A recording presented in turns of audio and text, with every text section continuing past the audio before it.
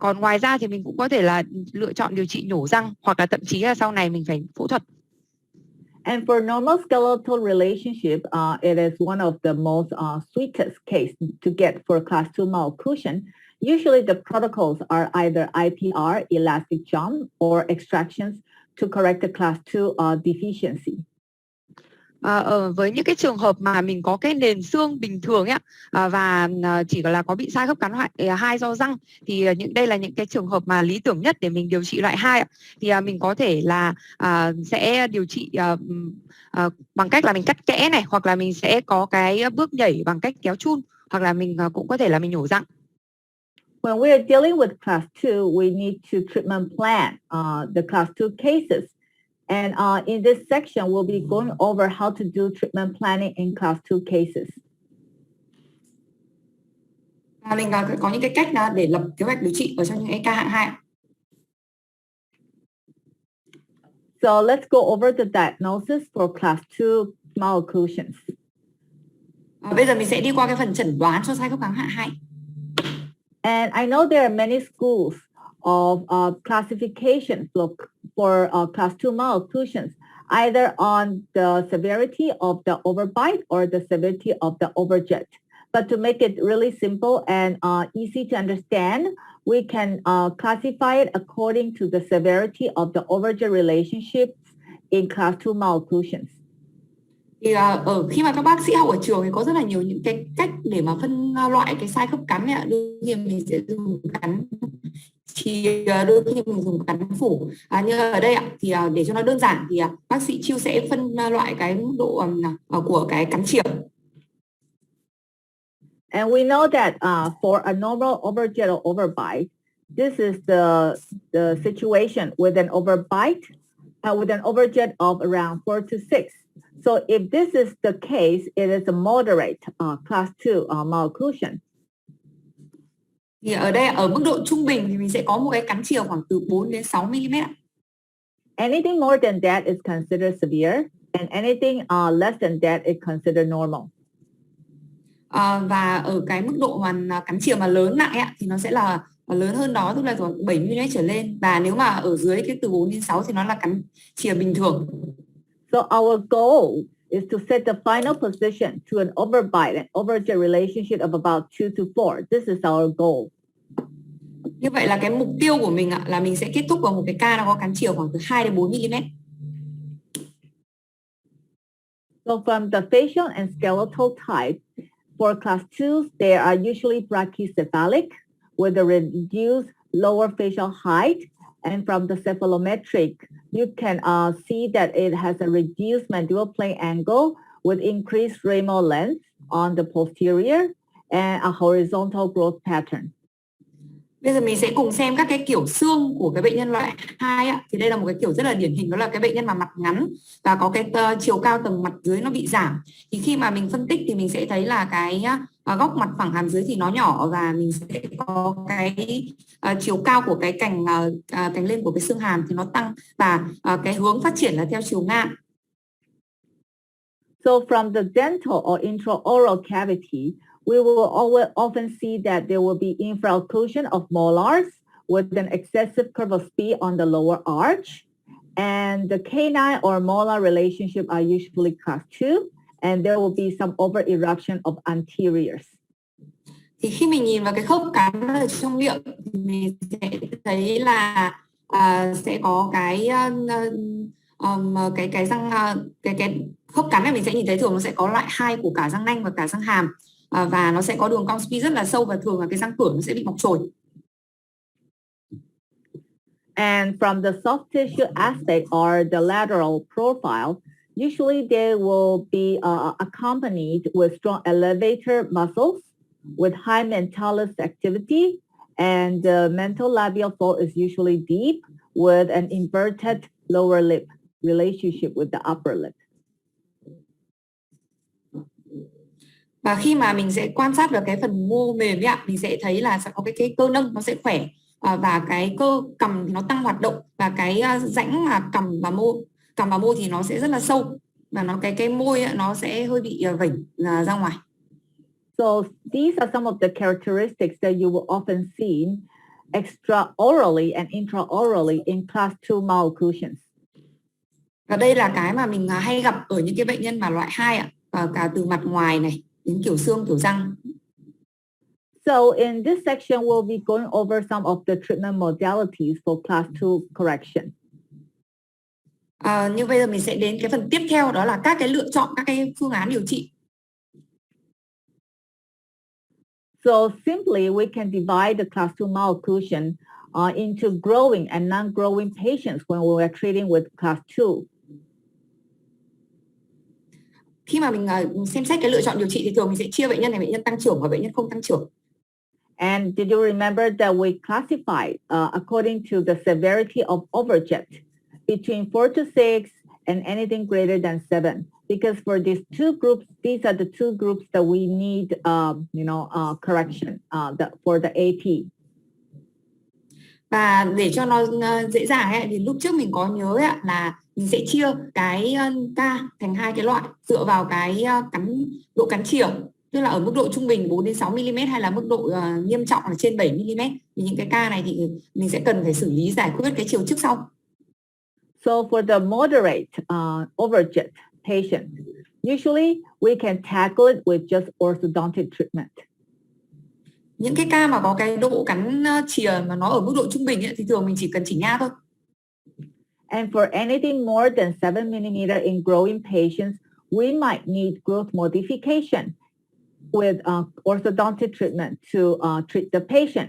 And in terms of growth modification, it usually means functional treatment or treatment with functional appliance. Còn ở cái nhóm mà bệnh nhân mà đang tăng trưởng và có cắn chìa rất là lớn thì thường điều trị nó phải kèm theo là cái điều trị thay đổi tăng trưởng. Thì mình có cái khí cụ chức năng hoặc là những cái tính năng mà điều trị về tăng trưởng ở trên India. And for non-growing patients with overjet of more than 7 mm, usually orthodontics and sometimes extraction is suggested, or in very severe cases, surgery is usually the option for the patient. Với bệnh nhân mà đã là người lớn từng tăng trưởng và cái cắn chìa nó rất là lớn thì thường cái điều trị của mình nó sẽ phức tạp hơn và nó sẽ đòi hỏi hoặc là nhổ răng hoặc là thậm chí là phải phẫu thuật ạ. So when we are talking about brackets or aligner system, the basics are the same. In class 2 patients, we'll do a lot of proclination of incisors, intrusion of incisors, and extrusion of posteriors in patients with the class 2 malocclusion. Thì về cái phần cơ bản về cái nguyên lý để điều trị thì giữa chỉnh nha và invi và mắc cài nó sẽ như nhau. Và ở những cái bệnh nhân loại 2 thì mình sẽ thấy mình sẽ dùng rất là nhiều cái việc là ngả răng cửa ra trước, đánh lún răng cửa và làm chồi cái răng hàm ở những cái bệnh nhân loại 2. And with Invisalign, we can tackle all of these modalities or treatment mechanics with the following. With proclination of incisors, we have the feature of power reach to help us accomplish the treatment. Thì khi mà mình dùng Invi thì có rất là nhiều cái tính năng ở trên khay có thể hỗ trợ mình, phục vụ mình đạt được những cái mà cách điều trị như ở trên. Thì với cái việc là để ngả răng cửa ra trước thì mình có cái tính năng là Power Reach ở trên khay. And with intrusion of incisors, we have the help of the pressure point and bi-ram technology to help overcome or help us with the intrusion of incisors in class 2 correction. Và với cái việc là đánh lún răng cửa thì trên khay mình có cái tính năng là vùng lõm tạo lực và cái bi-ram là cái nâng khớp ở trên răng cửa để giúp mình điều trị cái đánh lún răng cửa trong những ca loại 2. And for extrusion of posteriors, it can be usually accomplished with arch expansion and with elastic reinforcements, such as class 2 elastics or class 3 elastics to correct the anterior posterior deficiency. Và với việc làm chồi răng hàm ấy, thì ở trên Invi thì mình có thể là kết hợp của cắn nong hàm và mình cũng sử dụng thêm các cái chun liên hàm loại 2 để tăng cường cái lực để điều trị. So from the mechanical point of view, when or the indications for proclination of incisors, or when to do proclination of incisors, usually in class 2, division 2, or in class 3s, or any upper arch with upright incisors. Ở đây thì là mình sẽ có cái cơ chế để điều trị. Thì đầu tiên là với cái việc mà ngả răng cửa thì mình sẽ áp dụng với những cái ca mà răng cửa nó bị thẳng hoặc là nó bị quặp ạ. And for intrusion of incisors are usually indicated in cases with a large interlabial gap, any patient with a gummy smile with short-lived length. So if you see gummy smile, usually the indication or the mechanics is to do intrusion of upper incisors. Và cái điều trị mà cần đánh lún răng cửa thì mình sẽ gặp ở những cái ca mà mình sẽ có khoảng cách giữa các cái môi nó lớn, hoặc bệnh nhân bị cười hở lợi, hoặc là bệnh nhân mà có cái chiều dài của cái môi nó ngắn.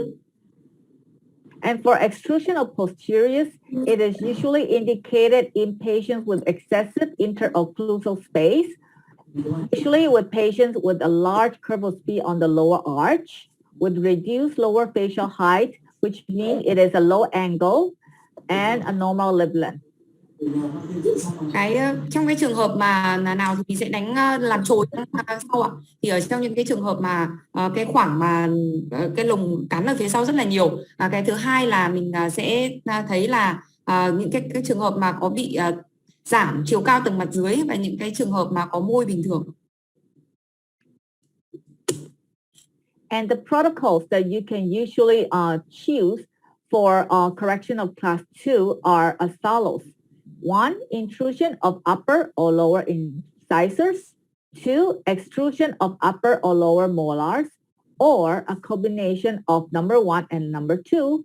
4. Proclination of incisors, or 5. Surgery. These are some of the options that you can prescribe when you are submitting your case and filling up your prescription form. Thì khi mà mình điều trị ca thì mình sẽ có cái protocol như này. Đây là những cái lựa chọn để mình có thể điền vào mà lúc mà mình điền form. Thì cái lựa chọn đầu tiên đó là mình có thể là đánh lún răng cửa hàm trên và hàm dưới. Cái lựa chọn thứ hai là mình làm chồi răng hàm trên và hàm dưới. Cái lựa chọn thứ ba là mình kết hợp của cả đánh lún răng cửa và làm chồi các cái răng sau. Lựa chọn thứ tư là mình ngả cái răng cửa, và lựa chọn cuối cùng là phẫu thuật.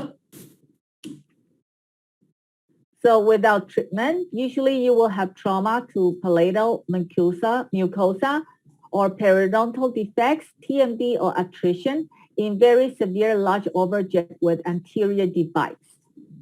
Thì nếu mà không điều trị đúng không ạ, thì mình sẽ thấy là sẽ có thể dẫn đến những cái tổn thương, ví dụ như là do cái cắn chìa quá là lớn hoặc cắn sâu quá là nặng ấy, thì mình có thể là bị tổn thương cái niêm mạc ở mặt trong, ở cái vùng vò miệng ấy ạ. Răng dưới nó cắn vào, hoặc là mình sẽ bị các cái bệnh lý về nha chu, hay là mình bị bệnh lý khớp thái dương hàm, hay là bị mòn răng. So in the next section, we'll be going over some cases for class 2 correction. Bây giờ mình sẽ đi vào một số những cái ca điều trị loại 2 ạ. We'll be looking at growing patients within the 4 to 6 millimeter of overjet criteria. Bệnh nhân đầu tiên là bệnh nhân tăng trưởng và có cái cắn chìa 4 đến 6 mm, rơi vào cái nhóm này. Okay, so this is a boy that comes into my clinic with his before and after smile. Đây là một cái chú bé mà đến cái phòng khám của tôi, và các bạn nhìn cái ảnh trước và sau điều trị. And this is usually very common in our daily practice. In with Asians, we have a lot of prodding cases. And the only appliance we use is the clear plastic. Cái kiểu bệnh nhân như thế này thì rất là phổ biến ở phòng khám, các cái phòng khám châu Á đúng không ạ? Bệnh nhân chen chúc răng. Và ở cái ca này thì điều trị chỉ dùng mỗi khay chỉnh nha trong suốt. So he's a 12-year-old boy with problems of space deficiency. Okay, especially you can see here over 1-3, the space is not enough for the 1-3 to come out. There's some crossbite over the upper left and lower left, okay, and severe divide for him. He is class 2 to begin with for the right buccal, and class 1 over the left buccal. Thì đây là một cái bệnh nhân nam 12 tuổi, và với cái hình ảnh này thấy mình thấy là rất là bị thiếu khoảng, cái răng 1-3 nó không có đủ chỗ để mọc xuống, và ở bên tay trái thì mình thấy có cái cắn chéo ở cái vùng răng 22. Và ở đây thì khi xem khớp cắn thì cái bên phải là khớp cắn loại 2, còn bên trái là khớp cắn loại 1. We had two sets of aligners for him, and the protocol he used was the 14-day protocol, as this was one of my very early Invisalign case about 10 years ago. Ở đây là mình sẽ có hai cái lượt khay, lượt đầu 22 khay, lượt 24 khay. Và cái ca này rất là lâu đời rồi nên là cái thời gian đó thì cái bệnh nhân thay khay là 2 tuần một khay. Okay, so this is the before after and the clean check staging for the patient. The protocol we use is upper segmental movement to increase or get enough space for the eruption of 1-3. And on the lower arch, we did simultaneous movement to decrowd and flatten the curve of speed. Ở đây là cái hình ảnh của bệnh nhân ạ. Mình có thể xem được cả cái staging. Ở hàm trên ấy, thì mình có di chuyển tuần tự để mở đủ khoảng cho cái răng 1-3 nó đang chưa xuống được. Còn ở hàm dưới thì các cái răng nó được dịch chuyển đồng thời, làm đều và chỉnh cái đường cong speed. And the total treatment time was 1 year and 10 months. Tổng thời gian điều trị là 1 năm 10 tháng. And with the Invisalign, during the growing stage, when some teeth are not erupted or partially erupted, we can use the eruption compensation to help us guide the eruption path for those unerupted tooth to come out into occlusion. Ở đây là một cái bệnh nhân mà đang ở hàm răng vẫn đang thay răng dở ấy, thì với những cái ca như thế này thì trên khay nó có một cái tính năng là cái khoảng bù trừ mọc răng, tên nó là Eruption Compensation ấy. Và ở cái chỗ này nó sẽ là một cái khoảng chờ và nó có cái phần nhựa, nó sẽ hướng dẫn cái vị trí, định hướng cái việc mà mọc của cái răng mà nó đang chưa mọc ra. You can increase the eruption compensation as you advance from aligner to aligner to the same size as your estimated mesial distal width of the canine. Thì mình có thể thấy là cái khoảng chờ bù trừ mọc răng này mình có thể tăng cái kích thước nó dần dần để bao giờ nó đạt được đủ cái kích thước của cái răng mà mình vẫn còn chưa mọc được. Okay, so this is the clean check for the patient. Okay, on the upper posterior right, we did segmental distalization to create enough space for the 1-3 eruption.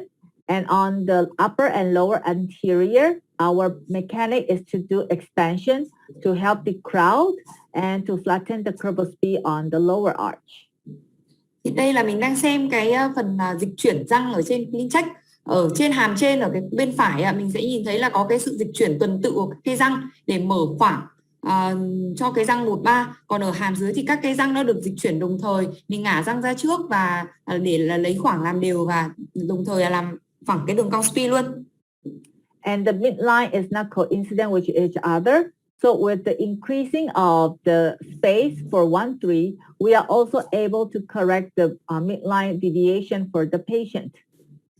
Ban đầu tiên mình nhìn thấy là cái đường giữa của bệnh nhân hàm trên hàm dưới nó không thẳng nhau ấy. Đồng thời cùng với cái việc mình mở khoảng cho răng 1-3 thì mình đã chỉnh luôn được cái đường giữa. So this is the patient with his right buccal and left buccal into oral view. The progress for him. This is him before and after a year. Đây là cái hình ảnh mà giữa điều trị của bệnh nhân ạ. Mình sẽ nhìn thấy cái hình ảnh khớp cắn. Nó ở khoảng là 1 năm sau khi mà bắt đầu điều trị. Okay, so we can see that after a year, the canine is still, there's still some space lacking. Okay, even though the estimated clean check plan was everything in good position. So we stop here after we finish all the aligners for the first set of aligners. We stop here and do at that time it was an impression for the additional aligners. Thì ở đây mình thấy là hết một lượt khay nhưng mà cái răng 3 ấy, mặc dù mình đã mở khoảng sẵn cho nó nhưng nó vẫn hơi bị thiếu khoảng. Và do đó là ở thời điểm này mình dừng lại và mình lúc ấy thì lâu rồi thì cô có lấy dấu lại để làm lượt khay tiếp theo. When you see something like this after decrowding or after space creation, this is nothing bad.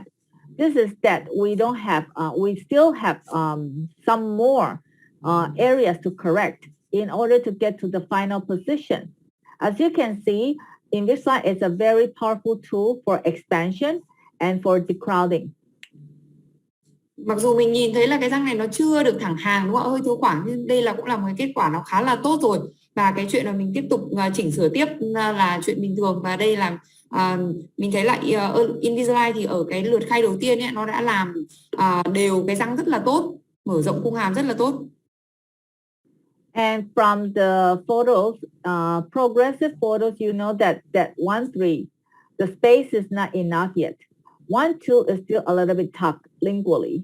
And you know that the upper arch, the transverse or the arch width, it's still rather narrow, and there's still buccal crossbite over the left buccal.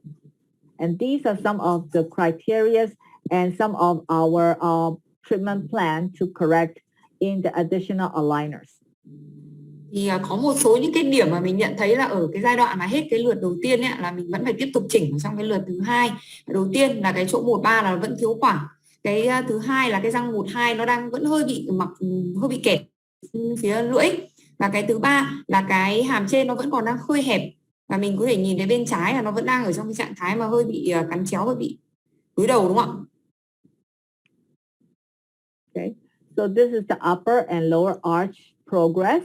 As you can see, the arch expansion is rather nice and very ideal. Okay, so arch expansion is the number one most powerful mechanics of the Invisalign system. Ở đây mình nhìn cái hình ảnh là cái cung hàm trên và hàm dưới, là mình thấy cái cung hàm được mở rộng khá là đẹp, khá là tốt. Và cái việc nong hàm ấy là một trong những cái thế mạnh của Invi, và nó là một trong những cái lựa chọn hàng đầu khi mà mình điều trị bệnh nhân. And see how much space we created here to here. Mình có thể nhìn thấy cái lượng khoảng mà mình đã mở được ạ.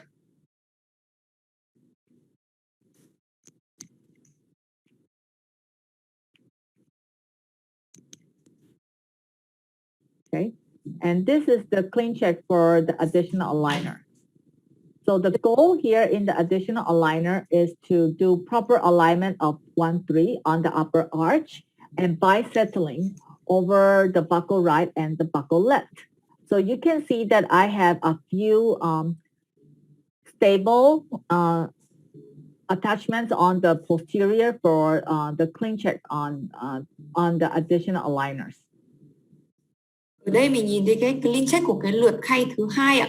Và mình thấy là trên cái lượt này thì cái mục tiêu của mình là mình làm đều hẳn hoàn toàn cái răng 1-3, và mình sẽ chỉnh lại cái khớp cắn cho nó lồng múi được tốt.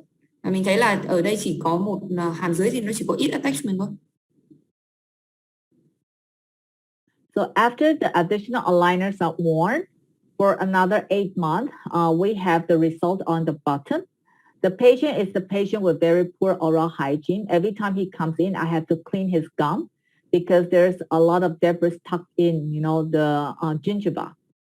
And the result is rather nice. The bite is settling down with some IPR to create more space for the eruption of 1-3. Ở đây là hình ảnh bệnh nhân sau khoảng tầm 8 tháng á. Thì mọi người có thể để ý là bệnh nhân này cái vệ sinh răng miệng rất là kém. Lần nào mà đến phòng khám bác sĩ cũng phải làm sạch, bởi vì là các cái thức ăn ấy nó vẫn bị kẹt vào kẽ, rồi nó kẹt vào cái lợi. Và hết lượt 8 tháng này thì mọi người thấy là cái tiến triển rất là tốt. Cái răng nanh thì đã làm đều, và cái khớp cắn ấy, nó đã được khá là ổn. Và để tạo thêm khoảng cho cái 1-3 thì ở đây có làm thêm một chút xíu cắt kẽ làm trên. And we know that extrusion of canine is one of the most least predictable movement in Invisalign. So in order to get a good extrusion mechanics or good extrusion protocol, an attachment is essential. So can you see the attachment design that I put on this canine? It is a big vertical rectangular CRT.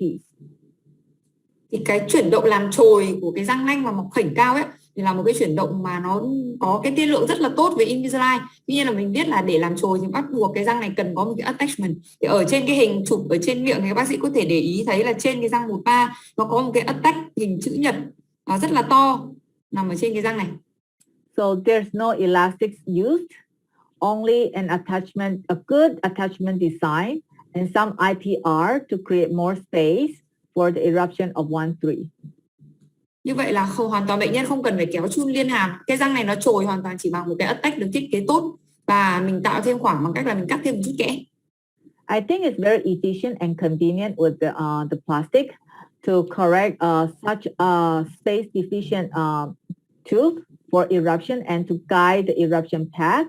And what's more, the midline is quite coincident near the end of the treatment with good posterior digitalization on both the right and on the left buccal. Như vậy là rất là tiện lợi đúng không ạ? Mình chỉ cần dùng cái khay là mình có thể chỉnh được cái răng này mà không cần phải dùng thêm bất cứ cái khí cụ nào khác, chỉ cần mình thiết kế tốt. Và cái bệnh nhân này ở lúc cuối điều trị là cái đường giữa ấy, gần như là nó trùng nhau tuyệt đối và cái khớp cắn này, lồng mũi các thứ rất là tốt. And this is the upper and lower arch progress during the additional aligners. The arch form are more avoid after another set of aligners. Đây là cái sự thay đổi ở trong cái lượt khay thứ 2 thì mình thấy là cái cung răng đã được cải thiện rất là đẹp, được rộng hơn. And this is the changes over the buccal right and buccal left and the frontal. Okay, as you can see, the arch expansion, okay, is corrected after 8 months as we did more posterior transverse expansions. Đây là cái hình ảnh thay đổi cái khớp cắn phía bên ở phía trước, từ đầu này hết lượt đầu tiên này rồi hết lượt thứ 2. Thì ở cái lượt khay thứ 2 8 tháng ấy, mình thấy là mình đã sửa được cái khớp cắn, cái hàm trên nó hơi bị hẹp ở bên tay trái rất là tốt bằng cách là mình di chuyển thêm cái răng nó về phía má. And let me see. And the midline is on. And I think that with the Invisalign, it is very powerful for correction of patients during the growth stage. Tôi nghĩ rằng là Invisalign là một cái công cụ rất là tốt để điều trị cho những cái bệnh nhân mà đang ở cái độ tuổi tăng trưởng. Okay, and this is after another 2 months in which we debond and we took off, we debond the attachments and deliver the retainers to the patient. Và đây là sau 2 tháng mình đã tháo hết attachment và mình cho bệnh nhân đeo cái khay duy trì. I think the result is really nice and ideal with the solid occlusion on both the buccal right and buccal left, and the anterior looks nice with a smile, except for the poor oral hygiene. Thì tôi nghĩ là kết quả rất là tốt ạ. Đường giữa thì thẳng này, các cái khớp răng này nó được lồng mũi tốt và cái khớp cắn nó đẹp. Có một cái điểm nhỏ là bệnh nhân vệ sinh răng miệng nó không được tốt thôi. But he's trying his very best. As you can see, compare from the initial and the final, his oral hygiene is getting better. Và thực ra là bệnh nhân cũng đã rất là cố gắng rồi đấy ạ. Mình có thể nhìn cái ảnh đầu tiên ấy, và cái ảnh So can you imagine with this type of patient with poor oral hygiene and you give him ortho with brackets, it's gonna even affect his oral hygiene even further, even worse. Mình sẽ thử tưởng tượng là cái bệnh nhân mà vệ sinh răng miệng kém như thế này mà mình cho đeo mắc cài ạ, thì cái việc đeo mắc cài nó cản trở vệ sinh răng miệng, nó sẽ làm cho cái tình trạng vệ sinh răng miệng nó sẽ tồi tệ hơn. So there were no elastics, only attachment design. We are able to treat this case with ease. Và như vậy là cái ca này hoàn toàn không có kéo chun, nhưng mình chỉ thiết kế attachment thôi và điều trị được rất là nhẹ nhàng và đơn giản. And this is the intraoral changes for the patient. I think the arch expansion is really nice with this system. Đây là cái hình ảnh thay đổi ở cái khung răng và cái góc nghiêng ở vùng chụp cái vùng răng cửa, cái cải thiện rất là tốt. And this is the changes to his facial profile, where the thickness of the plastic is served as a biplate, and to increase the vertical dimension, and as a result, it favors a good facial growth for the patient, with a growth in the chin button. Ở đây mình có thể thấy là cái sự thay đổi về cái mặt nghiêng, cái ngoài mặt của bệnh nhân ạ. Thì cái khay nó hoạt động giống như là một cái nâng khớp ạ, và nó đã kích thích cái sự tăng trưởng, và mình có thể thấy là cái cằm của bệnh nhân nó có vẻ là cũng được phát triển ra trước một chút. And this is the changes in the cephalometric. Okay, I think everything looks nice. The bite has been corrected for a bit.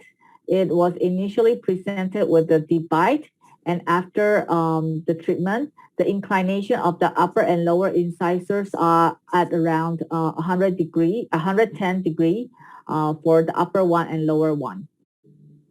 Và ở đây mình có thể nhìn thấy cái hình ảnh thay đổi trên cái xếp này, mình thấy cái khớp cắn nó cũng được cải thiện. Cái cắn sâu ban đầu cắn sâu ở gần 100% thì đã được cải thiện thành cái cắn bình thường, và cái trục của cái trục răng cửa cũng tương đối là tốt.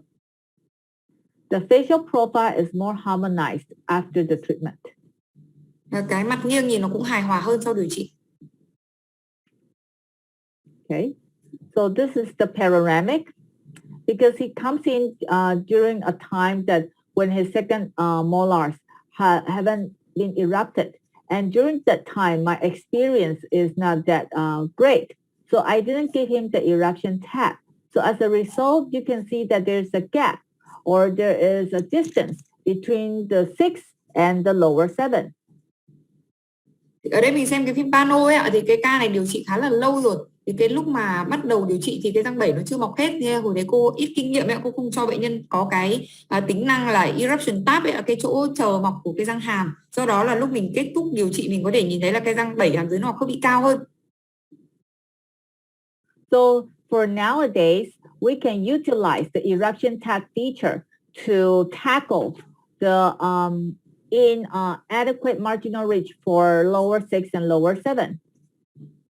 Như vậy là ở hiện tại thì bây giờ thì có nhiều kinh nghiệm thì cô đã nói chung tận dụng cái tính năng eruption tab này để kiểm soát cái chiều đứng của cái răng 6, răng 7 hàm dưới nếu mà nó mọc. So eruption tabs are usually necessary for teeth not fully erupted, especially over lower molars or the wisdom teeth.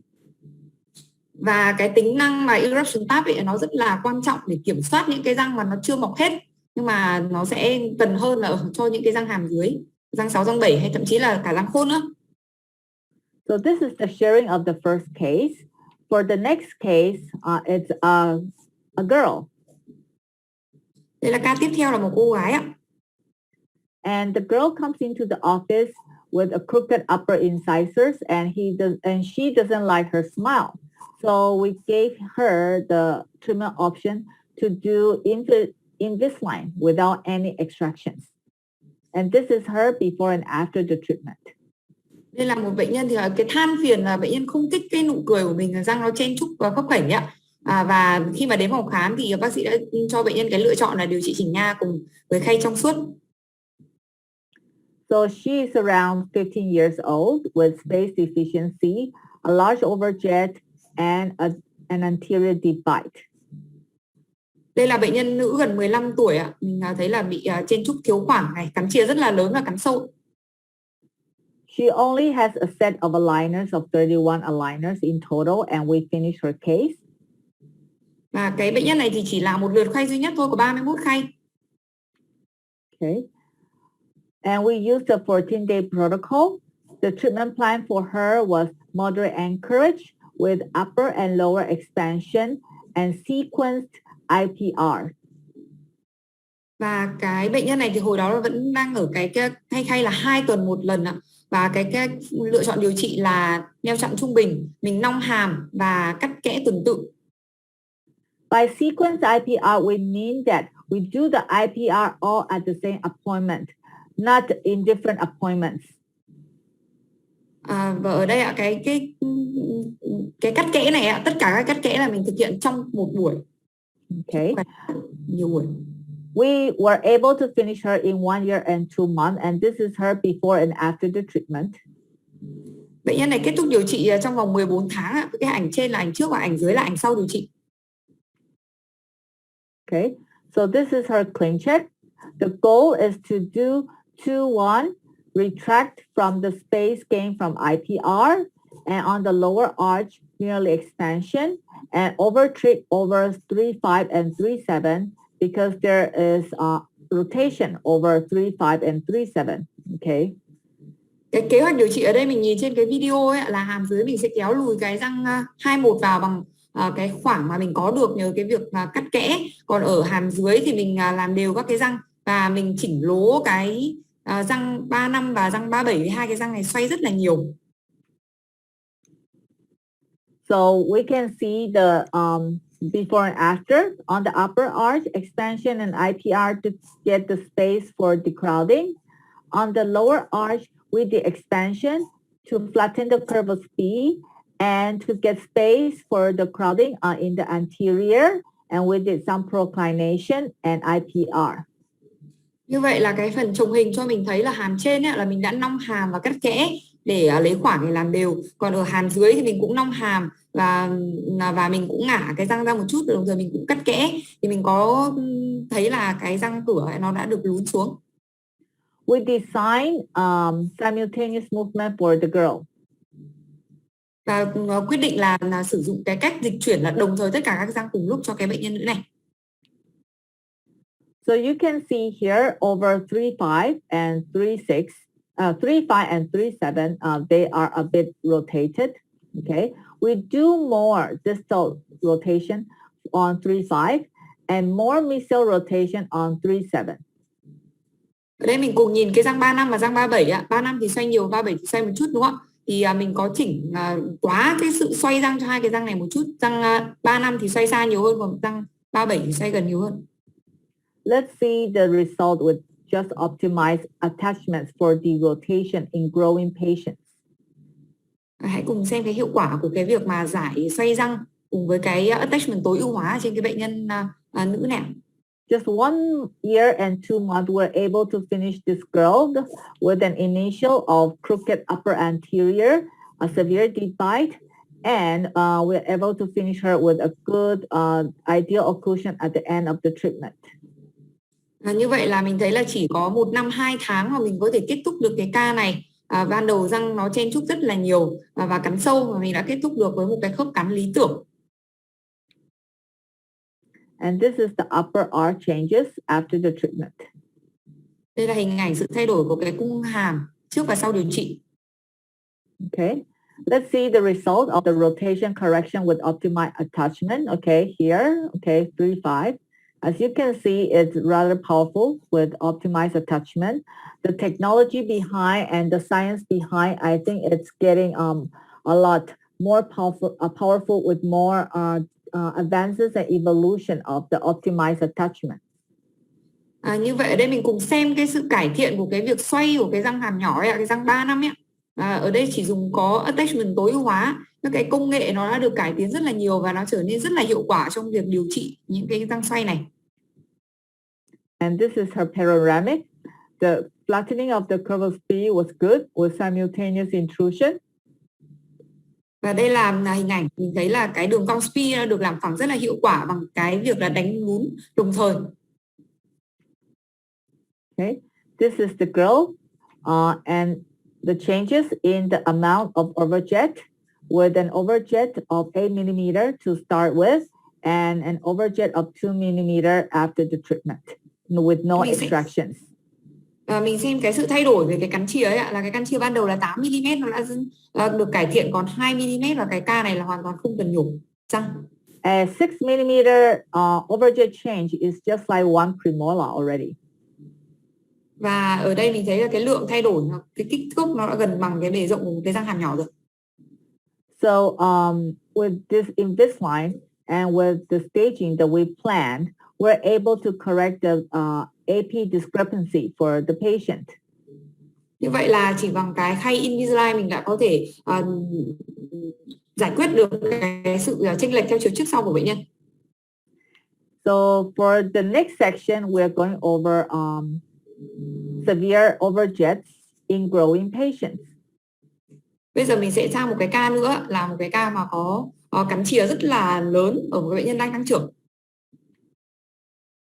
So we'll be looking at this boy that comes into the clinic with a very severe large overjet, a very procumbent upper incisors, but I think the chin button is rather nice. Okay, he has a normal mandible skeletal relationship.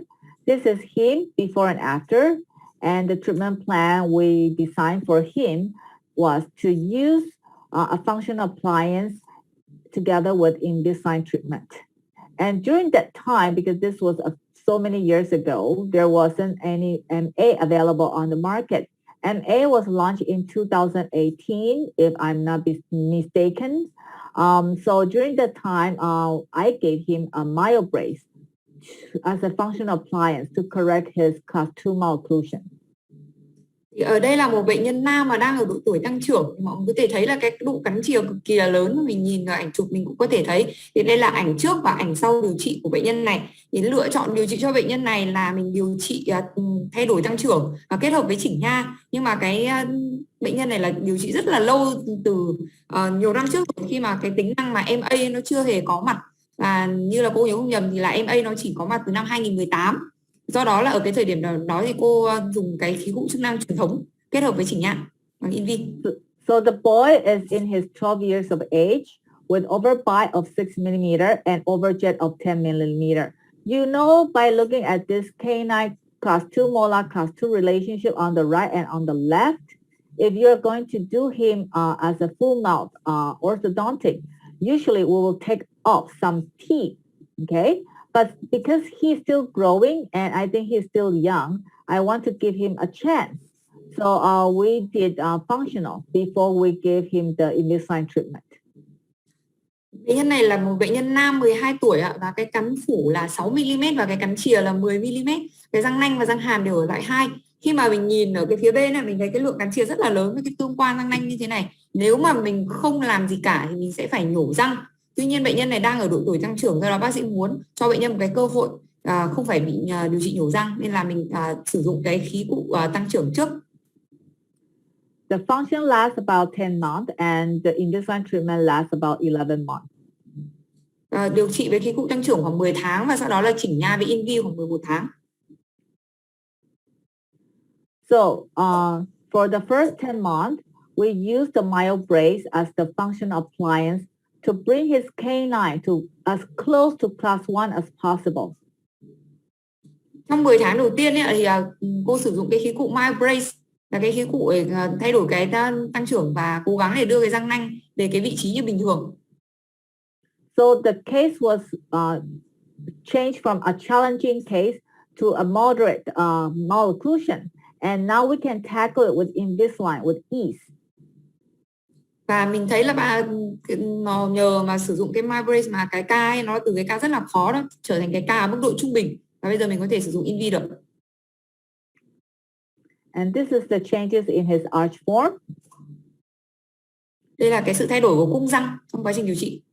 Even with the myo brace, we're not able to change the ovoid arch form into a nice U shape. However, with the use of the Invisalign later in his treatment, we're able to change his arch form into a nice U shape. Ở đây mình có thể để nhìn thấy là mặc dù mà mình đã sử dụng cái khí cụ myo brace nhưng mà cái hàm trên ban đầu nó rất là hẹp hình chữ V nó không hề thay đổi gì trong suốt cái thời gian mà mình sử dụng cái khí cụ chức năng hết. Nhưng mà sau khi Invi thì cái cung hàm nó đã được mở rộng hơn và có cái hình chữ U rất là rộng và đẹp. And this is the changes in the amount of overjet after the function appliance. Đây là sự thay đổi về cái độ cắn chìa sau khi mình dùng khí cụ chức năng. So you can see that this change was tremendous.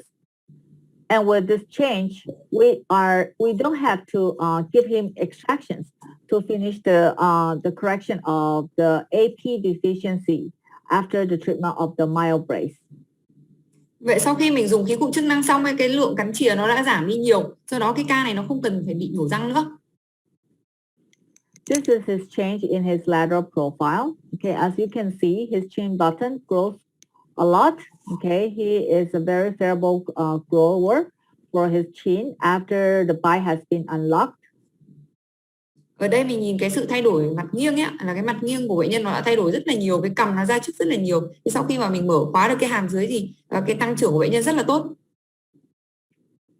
And this is his lateral profile as you have seen. Okay, we bring it more closer. And you can see the chin button. It's really nice.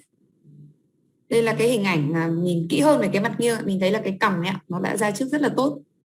And this was just only like 1 year and 8 months. Như vậy là có 1 năm và 8 tháng thôi ạ, là mình đã đạt được cái kết quả này rồi. Okay. And this is also another very severe class 2 patient with malformed mandible. And this is a much more severe case than the last boy. And his growth over the chin button is not as terrible as the last case. Và ở đây là một cái ca khác, thì cũng là một cái ca mà nó bị cái hàm dưới rất là kém phát triển, nhưng mà cái sự tăng trưởng của bệnh nhân nó không được thuận lợi bằng cái bệnh nhân mà mình vừa xem lúc trước. And during this time, it was after the launch of the MA that I started to use a lot of mandible advancement features, and I see a lot of good and great results in this type of cases. Và lúc mà điều trị cho bệnh nhân này thì lúc đấy cái tính năng MA thì nó đã có mặt rồi. Nên là từ cái lúc mà có tính năng MA thì tôi đã sử dụng nó rất là nhiều và nhận thấy là cái kết quả điều trị nó cũng rất là tốt. And let's take a look at his clean check with the MA appliance in position. Mình sẽ cùng xem cái clean check ạ. Và cái clean check này là có MA, nó khác với những clean check lúc trước mình xem. You can see that the pair of wings open up the bite and helps position the mandible in a more forward position. Mình có thể để ý có hai cái cánh dài ở hàm trên hàm dưới ở cả hai bên đó. Và cái cánh này nó sẽ giúp mở khớp cắn và giúp giữ cái hàm dưới ở vị trí phía trước. So this is how the MA works. The MA is because MA is not the topic today, but we will discuss it a little bit. MA is consisted of three periods. One, it's known as the pre-MA phase. And then you go into the MA phase with the precision wings. And then the TB or the TG phase, which means the treatment goal or the final position after the wings are done with the treatment. So there are three phases for mandible advancement feature. Thì bây giờ thì mình sẽ cùng tìm hiểu một chút về cái cách hoạt động của cái nếu mà mình làm cái MA này. Thì đây không phải là chủ đề của ngày hôm nay, mình vẫn đi qua một chút. Thì nếu mà bác sĩ làm MA thì thường nó sẽ có 3 giai đoạn ạ. Giai đoạn đầu tiên là tiền MA nó chưa có cái cánh gài. Sau đó thì đến một cái giai đoạn là có MA nó sẽ có cái cánh gài để giữ cái hàm dưới ở phía trước, đúng không ạ? Thế sau đó đến đoạn cuối cùng mình sẽ có một cái giai đoạn là giai đoạn chuyển tiếp. Tức là sau hết cái giai đoạn mà có MA hoạt động tích cực ấy, thì đây là cái giai đoạn mà gọi là nghỉ và ổn định. So with this precision wings, in very severe deep bites, it helps open up the bite and allow the mandible, unlock the mandible to grow in a forward position so that it favors the mandibular growth. Thì mình ở đây mình có thể thấy là ở những cái hai cái cánh gài này ở những cái ca cắn sâu ấy, nó sẽ giúp mở khớp cắn, nó sẽ giúp mở khóa cái hàm dưới và đưa cái hàm dưới ra trước để giúp nó phát triển ra cái hướng phía trước. And this was only 6 months. The first time he came back for a follow-up appointment after we delivered him the first few aligners. And we took a photo for him. And you can see the tremendous change in the amount of overjet after the Invisalign aligners are removed. Ở đây là cái hình ảnh chụp theo dõi của bệnh nhân sau 6 cái tháng bệnh nhân đeo khí cụ đấy ạ. Thì mà bác sĩ phát cho bệnh nhân một loạt khay và bệnh nhân quay lại, thì đây là cái lúc mà quay lại và mình chụp ảnh lại thì mình có thể nhìn ở dưới cùng, đây chính là cái sự thay đổi của cái độ cắn chìa. Tức là chỉ đeo cái cụ mà cái cắn chìa nó đã giảm rất là nhiều, rất là hiệu quả. And over the years, the MA appliance had evolved into a very strong feature. This was one of the early features without the reinforced inset. Nowadays, the MA are supplied with a reinforced inset. They have two plastic inside, okay, in which the material is of stronger origin, and it tends to hold the mandible in a more stabilized forward position. Thì đây là cái khí cụ đời đầu tiên mà cô dùng ạ. Thì cái khí cụ này là hồi đấy nó vẫn còn chưa được tốt như bây giờ, nó hơi yếu. Còn hiện tại ở thời điểm hiện tại thì cái khí cụ cái chỗ cánh gài ấy, cái tính năng ấy nó đã được gia cố, nó có thêm cái phần nhựa ở phía trong ấy, làm cho nó cứng chắc hơn, và nhờ vậy mà nó có thể giữ hàm dưới ở cái vị trí mà nó ổn định hơn. Okay, so this is the changes in the amount of overjet, as you can see. Okay, it's rather great. Tremendous. This was like more than 10, okay, and this is like 4 or 5, and this is like 2. Ở đây là cái sự thay đổi về cái cắn chìa mình có thể nhìn thấy ạ, nó thay đổi cực kỳ là nhiều đúng không ạ? Cái ban đầu nó phải cắn chìa phải trên 10 mm. Và sau đó thì ở đoạn giữa giữa này nó chắc khoảng 4 đến 5 mm và đoạn cuối sẽ khoảng 2 mm thôi. And this is him before and after of the cephalometric. You can see the changes of the overjet was more than 7. Đây là cái hình ảnh thay đổi trước và sau điều trị bệnh nhân. Mình nhìn cái phim xét mình sẽ thấy được cái chênh lệch về cái độ cắn chìa ấy ạ. Nó giảm đi rất là nhiều rồi. So that was really interesting with this case. With only just 6 months with the MA appliance, we're able to change his overjet this amount. Như vậy là chỉ có 6 tháng thôi ạ, mình đã có thể là cải thiện cái cắn chìa của bệnh nhân rất là nhiều. Okay, so for the next case, it's a boy with crowding that comes into the clinic. It's rather similar to the first case, but I want to share it here because he also uses the MA to fix his class 2. Ở đây là một cái cậu bé khác ạ. Đến và cũng với vấn đề là bị chen chúc răng, tương tự như cái ca đầu tiên ấy, nhưng mà cái ca này nó khác là cái ca này dùng MA. So you have a better overview of what the MA is. So the patient is a 12-year-old male with crowding on the upper arch, the bites, and in his mixed dentition. We have 2 sets of aligners for him. For the first step is known as the pre-MA phase because we don't have enough posterior support to ask for the MA appliance to be fabricated in the first set of aligners. So for the first set of aligners, we just purely do leveling alignment until the eruption of 2.5. And then we are able to request for the MA appliance to be fabricated on the second set of aligners. Đây bệnh nhân này là bệnh nhân nam 12 tuổi ạ, đến với tình trạng là chen chúc cắn sâu và cái hàm răng hỗn hợp. Thì bệnh nhân này phải làm 2 lượt ạ. Lượt thay đầu tiên là cái lượt mà không có MA. Tại sao lại thế ạ? Bởi vì mình nhìn thấy ở đây là bệnh nhân này ở hàm trên nó thiếu rất là nhiều răng. Cái chỗ răng hàm khi mà nó không đủ thì người ta không cung cấp cái tính năng MA cho mình. Do đó cái lượt đầu thì mình chỉ có làm đều làm phẳng nong hàm thôi. Sau đó thì đến lượt thứ 2 sau khi cái răng 2 năm nó đã mọc ra rồi ấy, thì lúc đấy mình mới yêu cầu họ mới đặt cái tính năng MA cho mình. And this is his panoramic. We can see that there's atopic eruption of 1.3 and 2.5. The space is not adequate for the eruption of these 2 teeth. Ở đây là xem phim pano rồi mình thấy có cái răng 1.3 và răng 2.5 thì nó đang bị mọc ngầm, không đủ khoảng cho hai cái răng này.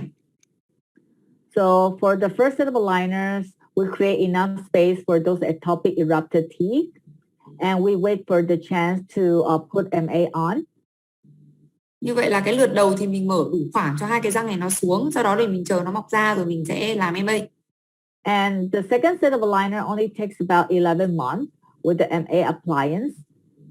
Lượt khai thứ hai nó có 11 tháng thôi ạ, với cái tính năng MA.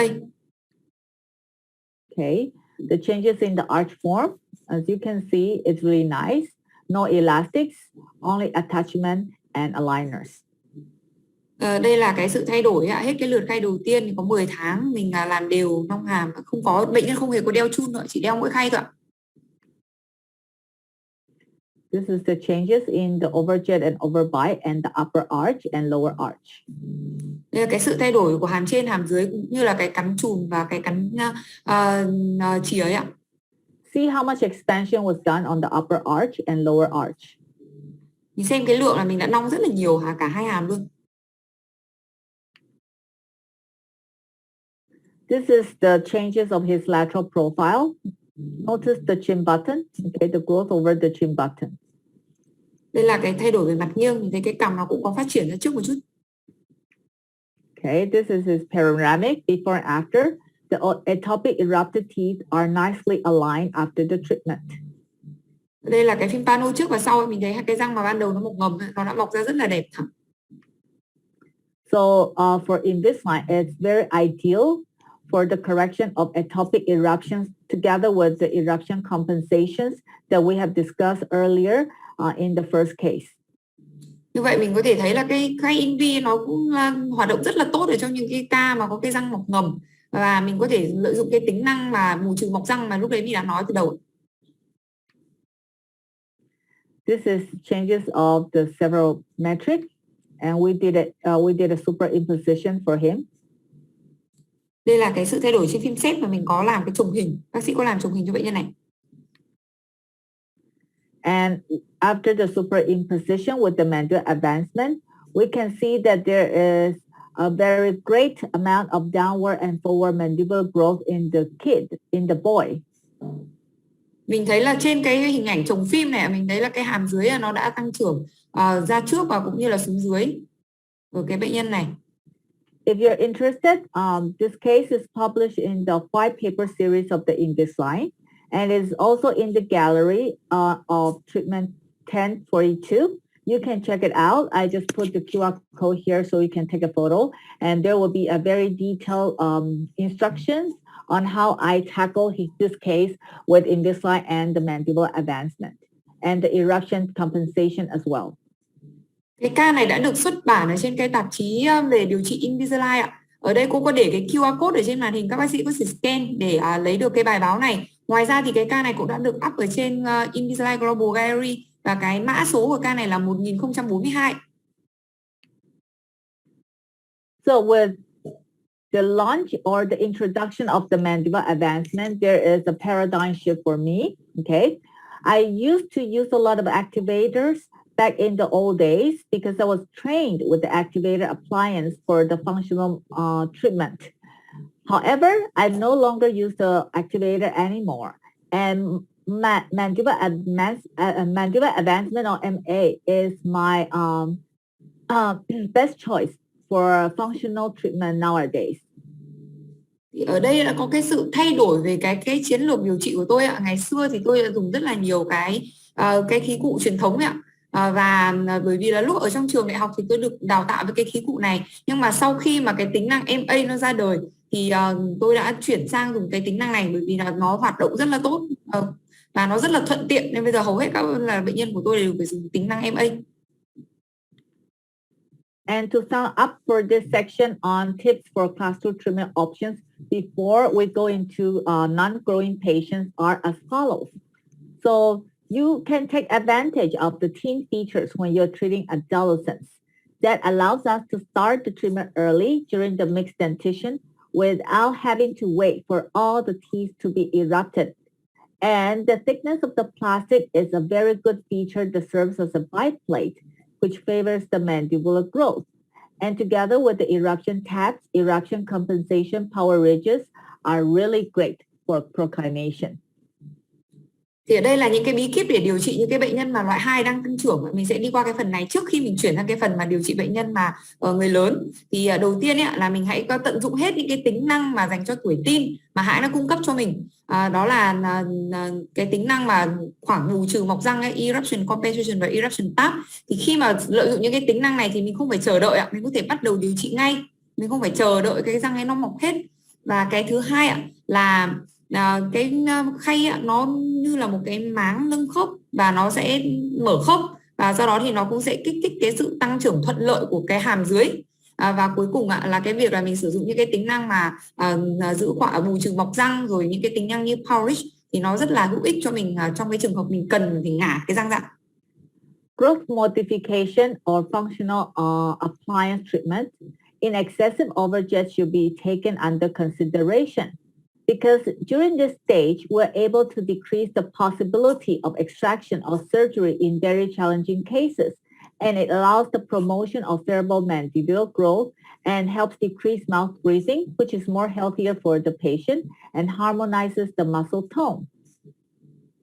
Và cái việc mà mình điều trị can thiệp vào cái tăng trưởng và dùng các cái khí cụ mà chức năng ấy, thì trong những cái ca mà có cái độ cắn chìa rất là lớn thì cần được các bác sĩ cân nhắc, bởi vì là ở cái độ tuổi mà bệnh nhân đang tăng trưởng thì nếu mà mình can thiệp đúng, mình có thể giảm cái nguy cơ bệnh nhân sẽ phải nhổ răng hay là bệnh nhân sẽ phải phẫu thuật sau này, và nó cũng giúp kích thích cái hàm dưới nó phát triển thuận lợi, và nó cũng giúp phần mà mình sẽ làm giảm cái việc mà bệnh nhân thở miệng. Cái này là một cái thói quen xấu đúng không ạ? Nó ảnh hưởng xấu đến cái chất lượng cuộc sống của bệnh nhân, và cuối cùng nó sẽ làm hài hòa cái phần mà cơ xung quanh của bệnh nhân nữa. Even though extrusion is the least predictable movement with Invisalign or with the clear aligners, however, the posterior extrusion in kids is very stable and very predictable. Và một cái cuối cùng ấy, là cái chuyển động chồi răng thì không phải là cái chuyển động thế mạnh của khay Invisalign nói riêng hay là tất cả các cái khay trong suốt nói chung. Tuy nhiên là nếu mà mình cần làm chồi răng ở những cái răng mà bệnh nhân mà đang tăng trưởng, cái này nó lại là một chuyển động mà rất là ổn định. So for the next section, we are going into adult treatment with overjet between 4 to 6 mm first. Bây giờ mình sẽ chuyển sang cái phần điều trị cho bệnh nhân người lớn. Thì đầu tiên mình sẽ xem một cái bệnh nhân mà có cắn chìa từ 4 đến 6 mm. Okay. Today I'll be sharing a lot of cases. I have a lot of materials to share. I know you may have questions regarding each and one of the cases. If you have any questions, you can type in the Q&A, and we are going to try to answer most of the questions at the end of the session. Hôm nay thì tôi sẽ chia sẻ rất là nhiều ca ấy, và các bác sĩ có thể có cái thắc mắc cho riêng từng những cái ca riêng đơn lẻ thì mọi người có thể đặt câu hỏi vào cái phần mà Q&A ạ. Và đến phần cuối cùng mình sẽ có một cái phần là giải đáp trả lời câu hỏi. So this is the adult girl that comes in with a large overjet. This is her before and after the treatment.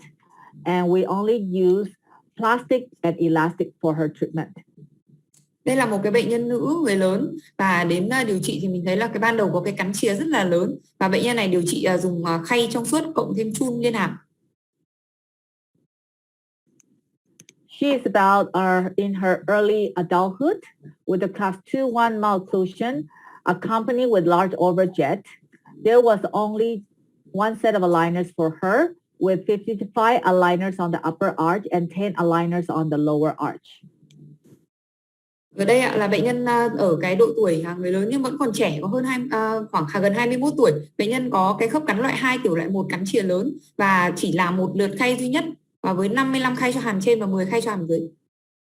So you can see that we have a canine class 2 and molar class 2 to start with on the right and on the left. The bite is about rather deep, okay, and we have a taper arch form on the upper arch and the lower arch.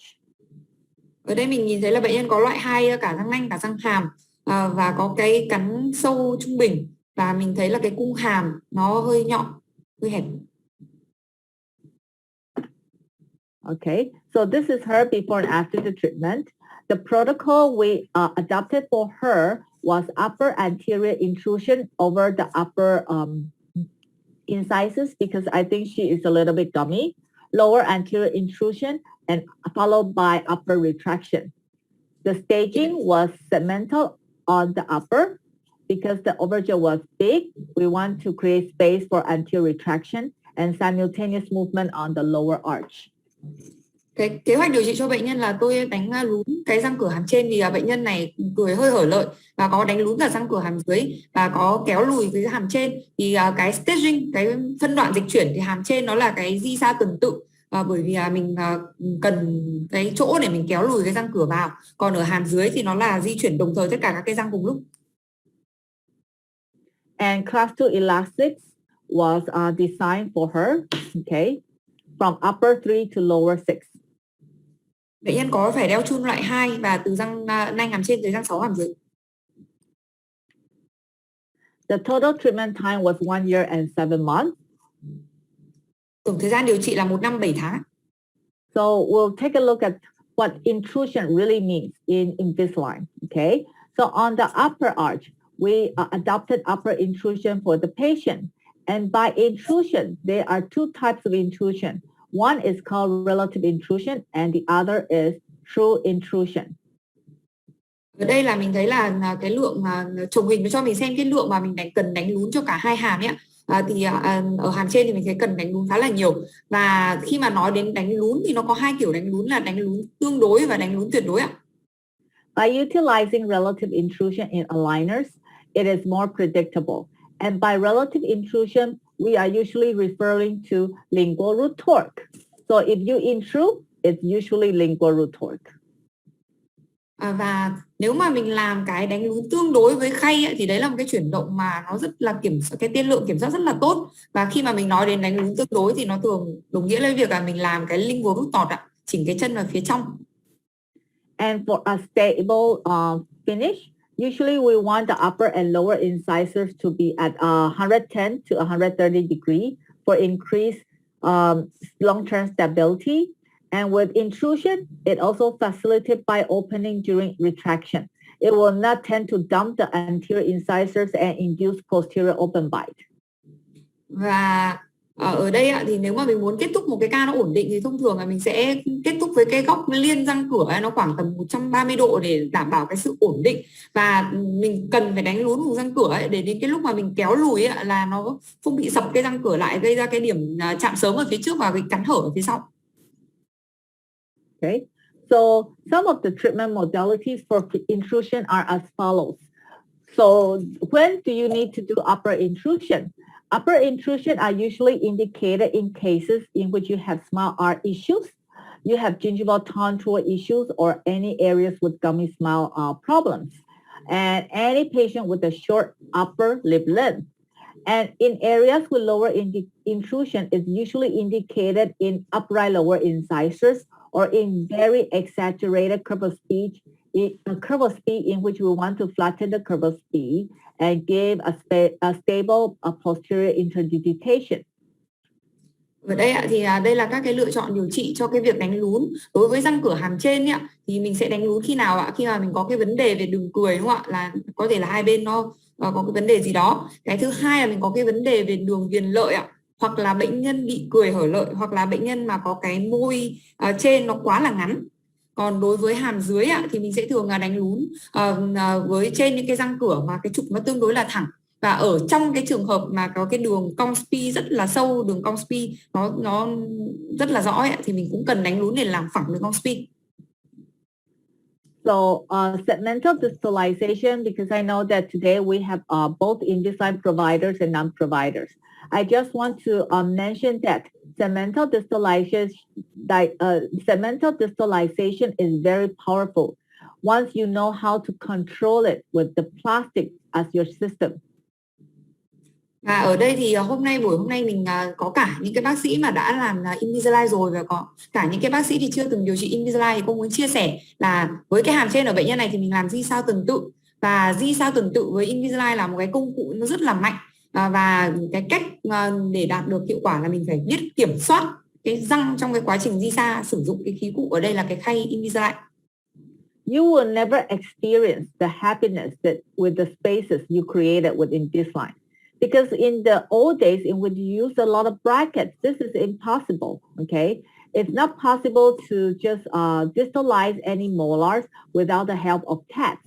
However, with Invisalign, we're able to do distalization and create space without tats. Nếu các bác sĩ chỉ đang điều trị mũi mắc cài thôi mà chưa từng điều trị Invi thì bác sĩ sẽ không thể nào kiểu được trải nghiệm cái niềm vui của việc mình di xa. Theo cái kiểu này nó sẽ tách những cái khe ở phía sau, bởi vì là trên mắc cài thì mình biết là mình muốn di xa mình phải cắm vít, xong mình sẽ kéo cả khối ra sau. Nhưng mà với Invi thì mình có thể làm, mình sẽ đẩy từng cái răng ra một và mình sẽ tạo ra những cái khoảng này ở trên cung hàm, từ từ nó sẽ đẩy cái răng ra đằng sau. So this is the mechanics for the patient, very easy mechanics, just upper segmental distalization plus class 2 elastics, and we're able to finish the case in 1 year and 7 months. Thì cái cơ chế của cái ca điều trị này nó rất là đơn giản, đó là mình di xa hàm trên tuần tự và sử dụng thêm cái chun loại 2 để hỗ trợ, và cái ca này thì nó kết thúc trong vòng 1 năm 7 tháng. And this is the protocol for using class 2 elastics in my cases. I love the bottom cutout with buttons, okay, mounted onto the tooth for elastic wear. Thì đây là cái cách mà tôi làm di xa tuần tự. Cái cách tôi làm là tôi thích dùng button, cả hàm răng nanh trên và cả răng sáu dưới đều gắn button và bệnh nhân sẽ kéo chun. In this way, it doesn't weaken the wear of the aligner in position, and the aligners tend to be more stable in the mouth to perform other treatments necessary in the dentition. So it doesn't interfere with the elastic wear. Thì với cái cách mà mình dùng button của cả hai hàm như thế này thì tôi thích làm như thế này, bởi vì là nó sẽ làm cho cái khay ở trên miệng nó sẽ rất là ổn định, và cái việc kéo chun này nó không bị cản trở hay nó không ảnh hưởng gì đến những cái chuyển động khác mà do khay nó tạo ra cả. And this is the upper and lower arch changes for the patient. Very nice and very good interdigitation at the end of the treatment. Đây là sự thay đổi của hàm trên và hàm dưới, cũng như là cái sự thay đổi của cái vùng phía trước ấy, trong cái quá trình mà mình điều trị. This is her changes in the cephalometric at the end, before and at the end of the treatment. Đây là cái hình ảnh thay đổi mặt nghiêng cũng như là phim xét đúng không ạ, trước và sau điều trị. Can you see the changes in the upper and lower inclination after the use of the elastics? There's no tipping and there's no lumping of the upper incisors. Ở đây mình có thể nhìn thấy là cái sự thay đổi của cái răng cửa ấy ạ. Cái răng cửa nó không bị đổ và nó cũng không bị trồi ạ, trong cái khi mà mình phải đeo chun lên hàm. So next time you have a young adult with a class 2 overbite, overjet of about 4 to 6, tackle it with non-extraction first, and you will see the wonders of the Invisalign system with the segmental distalization protocol. Lần sau nếu mà các bác sĩ mà có gặp một cái bệnh nhân mà kiểu ở người tuổi thì là người lớn nhưng mà vẫn còn trẻ, và cái độ cắn chiều mình không quá lớn, nó khoảng 4 đến 6 mm thôi, thì bác sĩ hãy thử điều trị không nhổ răng bằng cái di sao tuần tự, thì bác sĩ sẽ thấy nó rất là hiệu quả. Okay. So for the next case, we'll be talking about the G4 innovation. Cái ca tiếp theo thì mình sẽ nói đến cái G4, một cái gói tính năng của Invisalign. Okay, so this is a middle-aged man that comes in with a smile that he doesn't like, and he wants to change his smile because he's the boss of his company, and he thinks that with the smile that he has initially, it doesn't appeal to a lot of his staff. So he wants to make a change, and he wants to look young. So we had aligners and the G4 features for him. Thì đây là một cái bệnh nhân nam tuổi trung niên ấy. Bệnh nhân này là lãnh đạo ở một cái công ty, và bệnh nhân đến và than phiền là cái nụ cười nó không được đẹp, và ông ấy nghĩ là ngoại hình của mình nó không được đẹp để đủ để đẹp để là cho nhân viên ở dưới quyền mình nhìn. Và với bệnh nhân này thì có điều trị Invisalign và sử dụng cái tính năng của cái gói G4 ạ. And this is him. He's around 48 years old. Presently, they came in with a deep bite condition, low mandible plane angle, with space deficiency on the upper anterior and lower anterior. There's some crowns here and there. We had 2 sets of aligners for him, and we used the 10-day protocol on the first set of aligners and 7-day protocol on the second set of aligners. Thì đây là một bệnh nhân nam 48 tuổi và mình thấy là có cái cắn sâu rất là nặng. Cái góc mặt phẳng hàm dưới nó nhỏ và thiếu khoảng ở vùng răng cửa cả hàm trên và hàm dưới. Thì bệnh nhân này đã phải làm 2 lượt khay, lượt đầu 39, lượt sau cũng là 39. Và cái lượt đầu tiên thì thay khay 10 ngày một lần, nhưng lượt 2 là 7 ngày một lần. And we use arch expansion on the upper arch and simultaneous anterior intrusion to flatten the curval speed to correct his case. This is him before and after. The total treatment time was 1 year and 10 months. And we utilized the G5 innovation. Oh, I think I mentioned it wrong. It was the G5. The G5 innovation was the feature with the bite ramps on the upper lingual for bite opening. Thì ở đây hàm trên mình thấy là mình có nong hàm, còn hàm dưới thì mình cũng nong hàm làm đều, và mình có đánh lún tất cả các cái răng cửa hàm dưới đồng thời. Và cái hình bên trên là hình trước điều trị, hình bên dưới là hình sau điều trị ạ. Ở đây mà lúc nãy cô có nói nhầm một tí ạ, cái ca này là dùng các cái tính năng của cái gói G5 ạ, là các cái tính năng dành cho cái ca cắn sâu. And this is him initial to the progress of additional aligners. You can see that the bite is elevated nicely in the center with aligners on, with the bite ramp in the lingual of the upper incisors. And after, before we go in for additional aligner, this is his bite, okay? Before we do the scan for him for the AA. Đây là cái hình ảnh thay đổi của bệnh nhân trong cái quá trình điều trị. Hình đầu tiên ạ, Hình trên cùng là đầu tiên, ở giữa là cái thời điểm khoảng 10 tháng thì mình thấy khi mà bệnh nhân đeo khay, bệnh nhân cắn lại nhờ cái biorem, cái khớp nó đã được nâng và mở ra rất là nhiều vùng răng cửa. Còn cái hình ở dưới cùng là cái hình ảnh mà ngay trước khi mà mình làm cái lượt khay tinh chỉnh. Đây là cái thời điểm mà mình scan lại để làm cái lượt khay tiếp theo. Lúc này là 1 năm 4 tháng. So we utilize the G5 innovation with biorams on lingual inside on the lingual of upper incisors that leads to a posterior disocclusion and help with the decrowding on the upper and lower arch. Thì mình có thể thấy ở cái hình ở chính giữa là bệnh nhân đang cắn lại trên cái biorem. Biorem là một cái tính năng nằm ở trong cái gói G5, nó là cái nâng khớp ở mặt trong của cái răng cửa hàm trên, và khi mà có cái nâng khớp này, bệnh nhân cắn lại thì nó sẽ giúp mở khớp ở vùng răng hàm. You can see that with the biram, it's on the lingual of the upper lingual incisors. It will help elevate the bite. Ở đây mình sẽ nhìn rõ hơn cái phần xanh xanh ở mặt trong các cái răng cửa hàm trên chính là cái biorem. Khi bệnh nhân cắn trên cái biorem này, nó sẽ giúp nâng cái khớp. Okay, this is the changes in the upper and lower arch. Đây là sự thay đổi của cung hàm trên và hàm dưới. The crowding has been resolved and alleviated.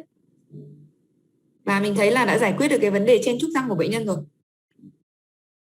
Okay, this is after the additional aligners. The progress, you can see that after the first set of aligners, the canine is still class 2 on the left buccal, okay, because the wisdom teeth is still there. He doesn't want to wear elastics, and he only wears his aligners at night, because for male in their middle age, they are rather you are not able to control them. They have a lot of issues of wearing, long time. So he just wears the aligners at night. So we advise him to pull out the wisdom teeth so that we are able to correct the class 2 on the left. Thì ở đây mình thấy là cái hình ảnh này là mình thấy bên trái nó vẫn đang khớp cắn loại 2 và bệnh nhân không nhổ cái răng 28. Bệnh nhân này, bệnh nhân nam và nhiều tuổi họ rất là kém hợp tác với điều trị cái bệnh nhân này, thậm chí là chỉ có đeo khay ở ban đêm lúc mà đi ngủ ấy ạ. Và bệnh nhân nhất định là không chịu đeo chun. Do đó này, với những cái bệnh nhân này thì phòng khám thì cũng đã tư vấn bệnh nhân là nhổ răng khôn để xử lý, nhưng mà cũng rất là khó để thuyết phục bệnh nhân. So you can see that after another 4 months, we are able to finish him with, not finish, but we are able to bring his class 2 malocclusion into a more class 1 position. And we are able to finish him nicely after 2 years with solid intradigitation on the posterior right and posterior left. Mình thấy là từ cái lượt bắt đầu lúc mà mình làm cái lượt tinh chỉnh đến lúc sau đó thì chưa kết thúc hẳn, nó khoảng 4 tháng sau, nhưng mà cái khớp cắn nó cũng đã cải thiện, nó đã lồng múi được tốt hơn. Và tất nhiên là chưa được hoàn hảo, nhưng mà với cái lồng múi thế này tương đối là tốt và ổn định. This is the changes in the upper arch. Đây là sự thay đổi ở hàm trên, hàm dưới. And the changes of the bite after the additional aligners. Và cái vùng thay đổi ở cái khớp cắn ở vùng răng cửa ấy, sau cái lượt mà tinh chỉnh. Okay. So as you can see, he has very short clinical crown height on the lower incisors. So no matter how fit or how great the wrapping that we put on the lower arch, there are still some inadequacy that I want to try to fix. So as you can see, the 4-1 is still a little bit intruded. So we utilize and use local braces for the final finishing and detailing. Ở đây các bác sĩ có thể nhìn thấy là cái răng 41 của bệnh nhân nó rất là ngắn, nên là mặc dù tìm đủ mọi cách nhưng mà cái chỗ đấy cái khay nó cũng không thể nào ôm được tốt. Nên đến lúc cuối cùng mình nhìn thấy cái răng 41 nó vẫn hơi bị thấp hơn so với những cái răng bên cạnh.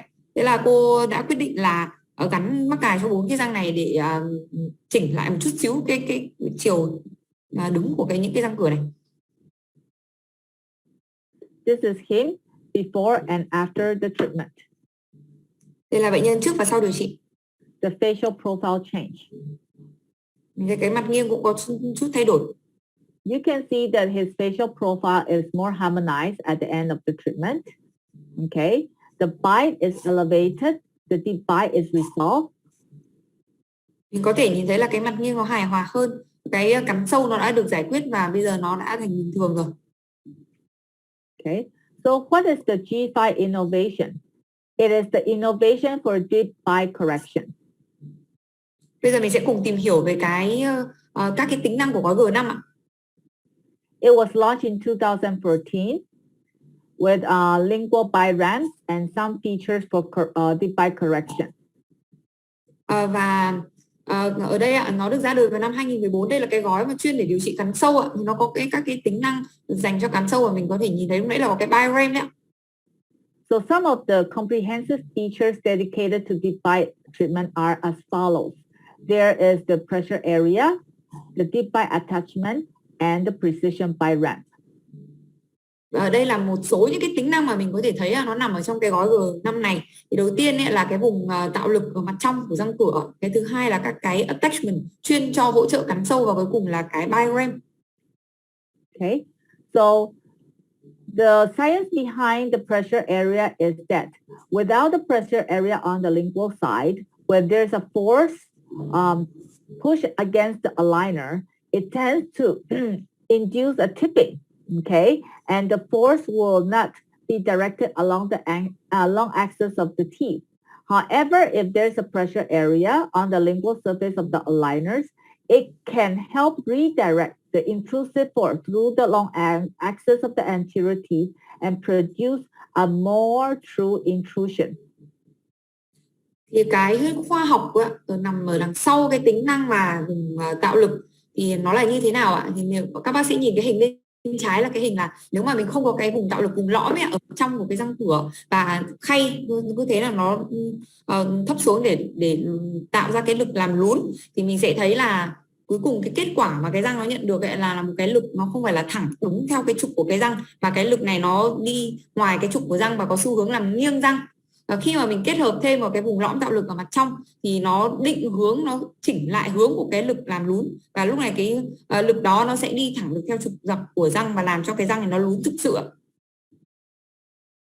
And this is the pressure area that you can see from the aligners that you get back. There will be actually be a pressure area, okay? If you are very observing and checking the aligners carefully.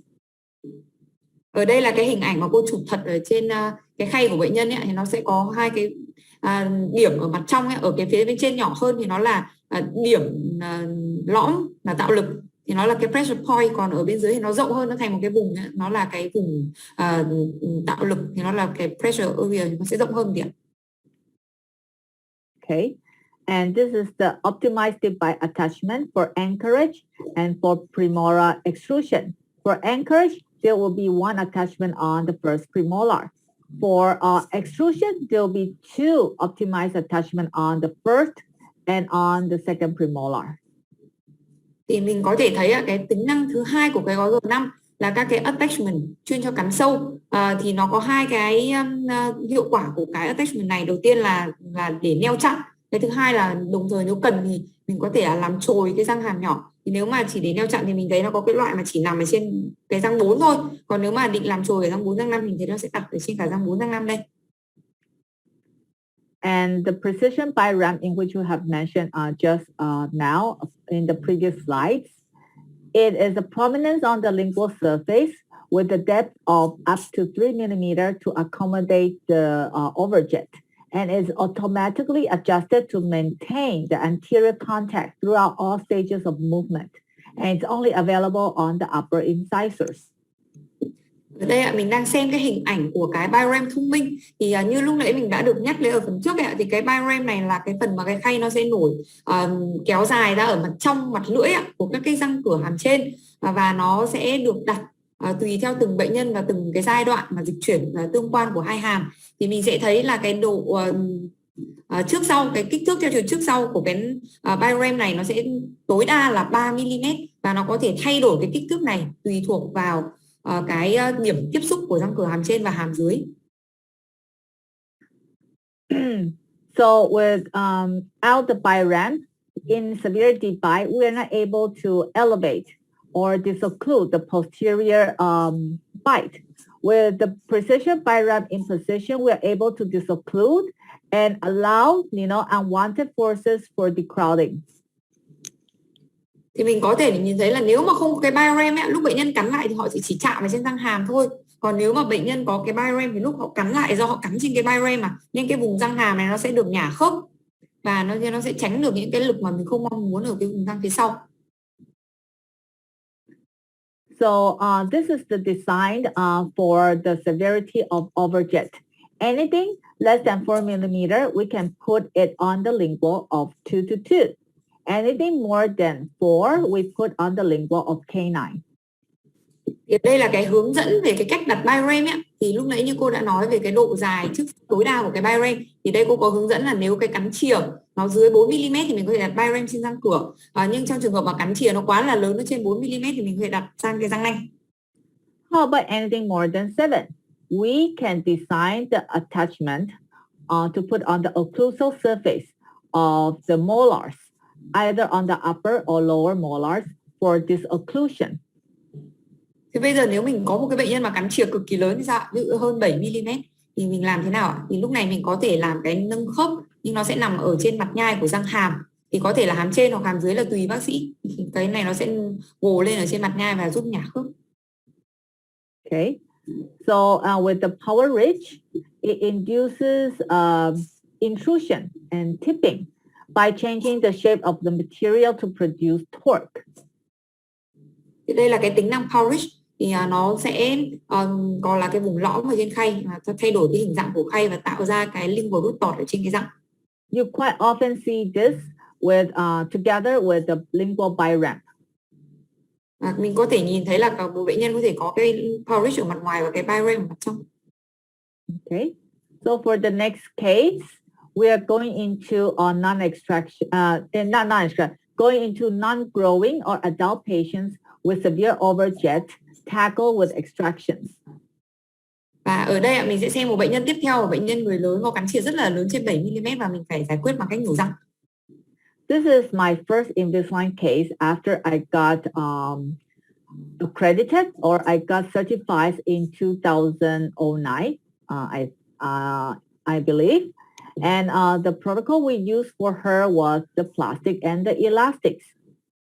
Đây là cái ca đầu tiên mà cô nhận đấy ạ. Cái ca điều trị Invisalign đầu tiên mà cô nhận sau khi cô được cấp chứng chỉ, chắc là khoảng năm 2009. Thì cái ca này thì dùng Invisalign cộng với chun. So she was in her 26 of year age, presented with class 2, large overjet and deep bite. We have 3 sets of aligners for him and we tackle it with the 14-day protocol. Đây là một cái ca bệnh nhân nữ gần 27 tuổi, bệnh nhân khớp cắn loại 2, có cái cắn chìa rất là lớn và cắn sâu. Thì bệnh nhân này cũng làm 2 lượt khay, lượt đầu 62, lượt 2 18 khay, và bệnh nhân thay khay 2 tuần một lần.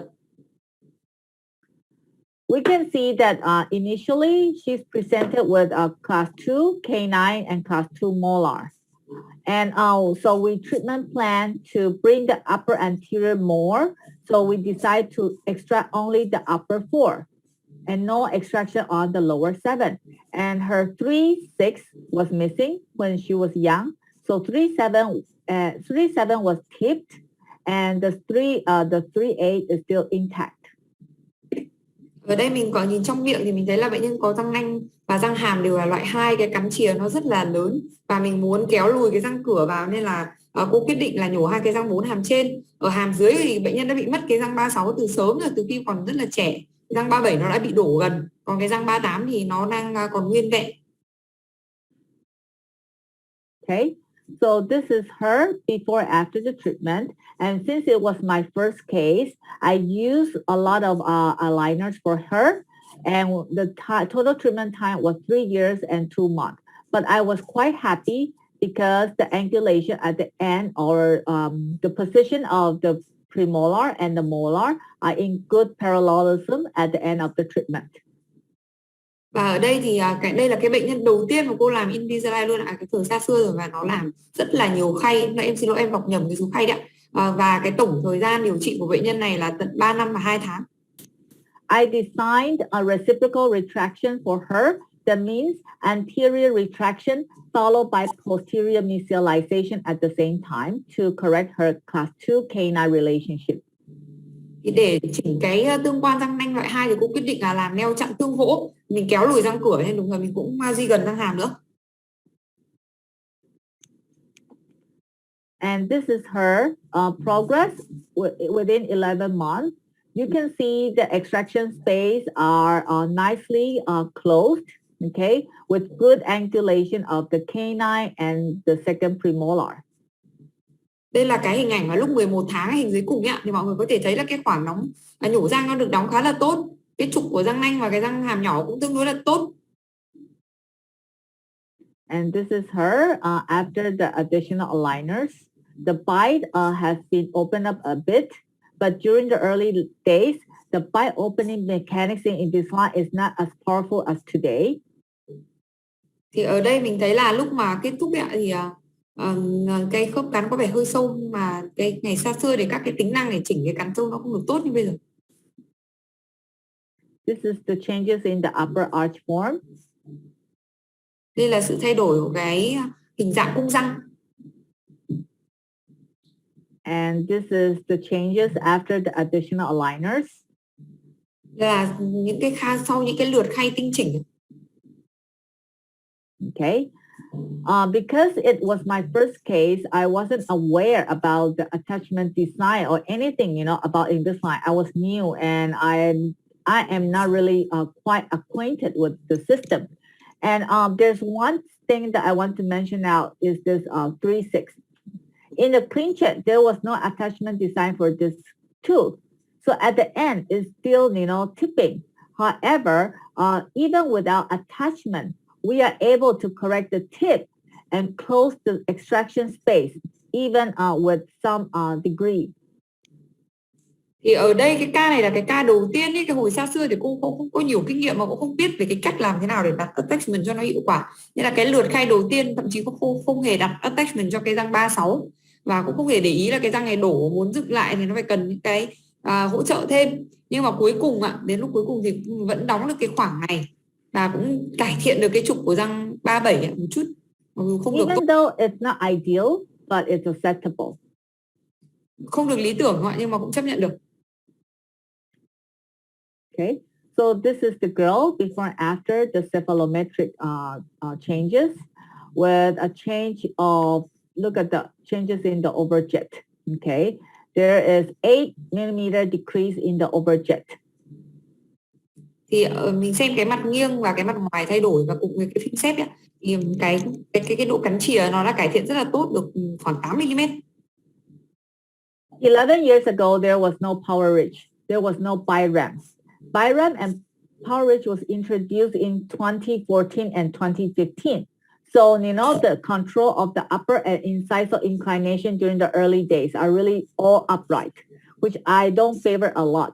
But for nowadays, after we finish the case, the inclination of the upper and lower incisors, I like a lot. So this is the learning from my first Invisalign case that in which I have a lot of deep insight into.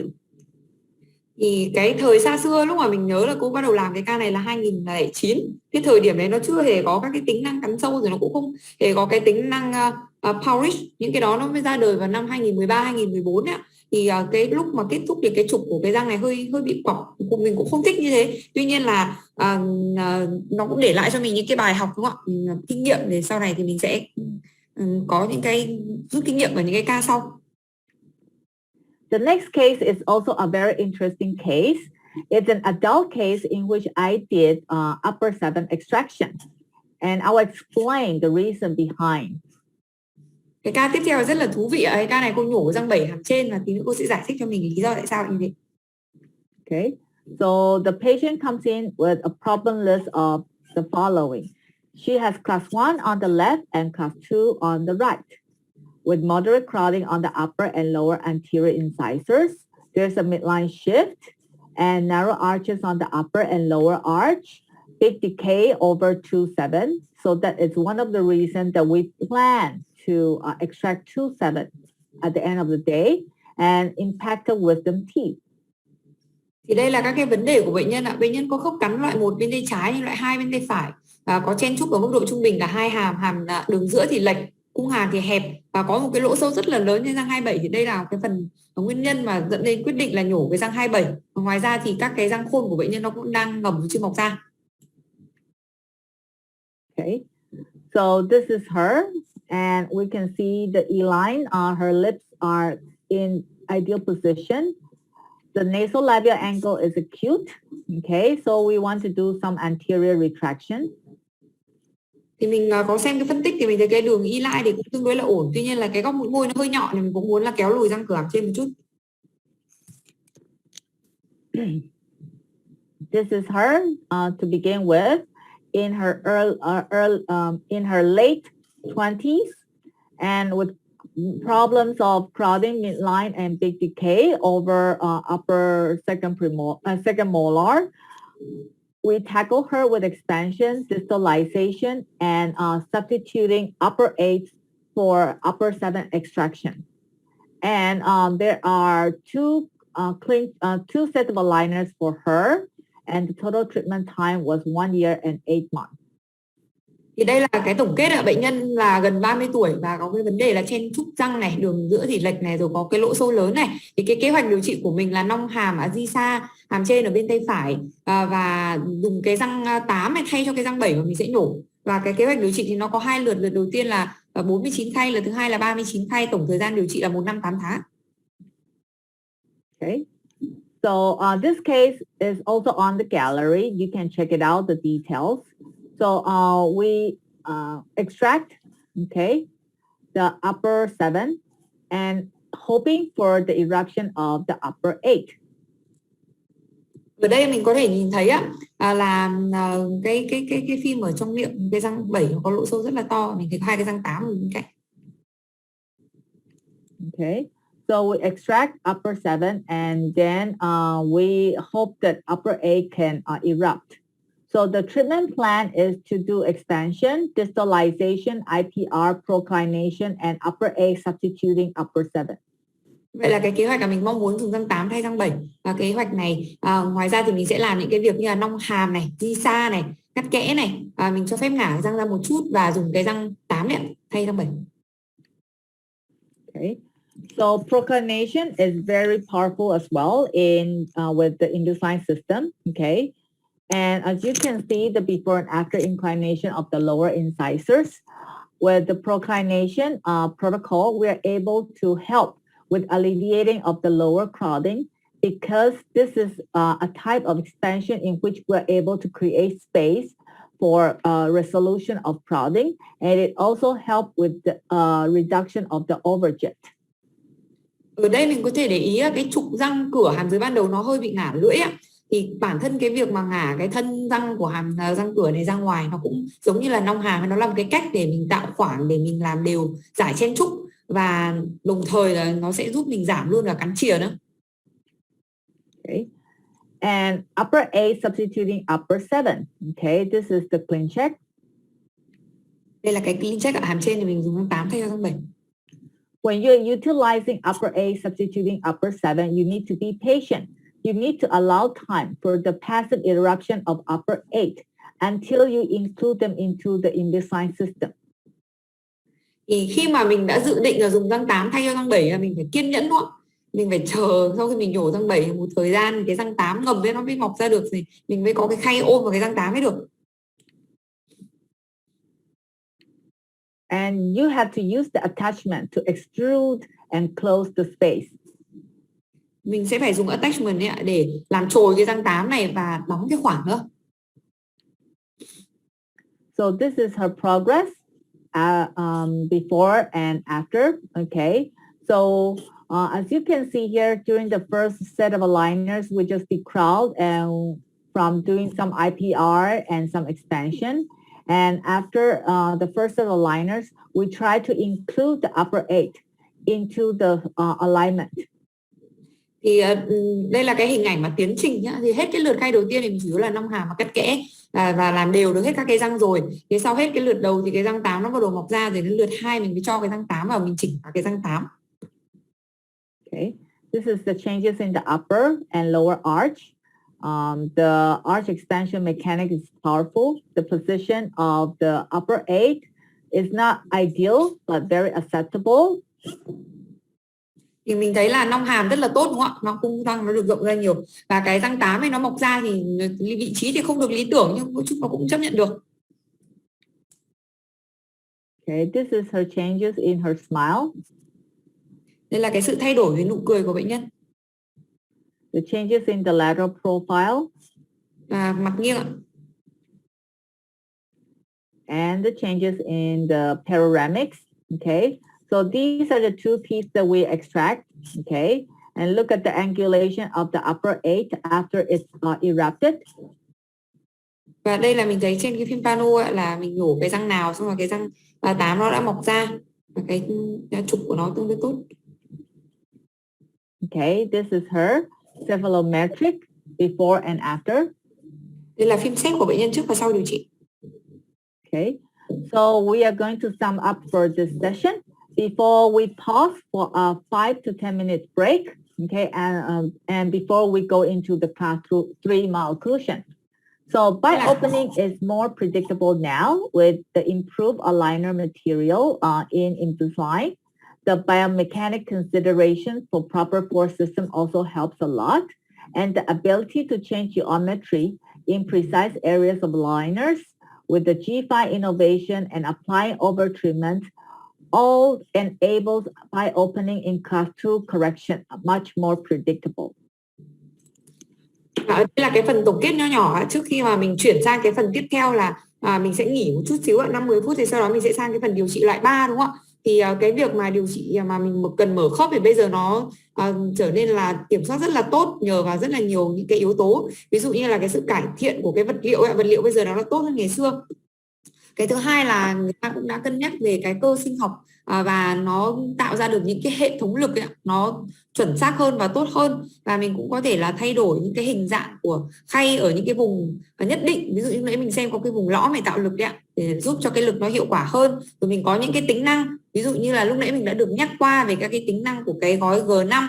Và cuối cùng là mình có thể áp dụng thêm những cái điều trị chỉnh lố hơn một tí để giúp cho cái điều trị của mình hiệu quả. So the tips for class 2 with deep bite treatment is to do arch expansion, encourage to level the curve speed. These are some of the tips and tricks to take home.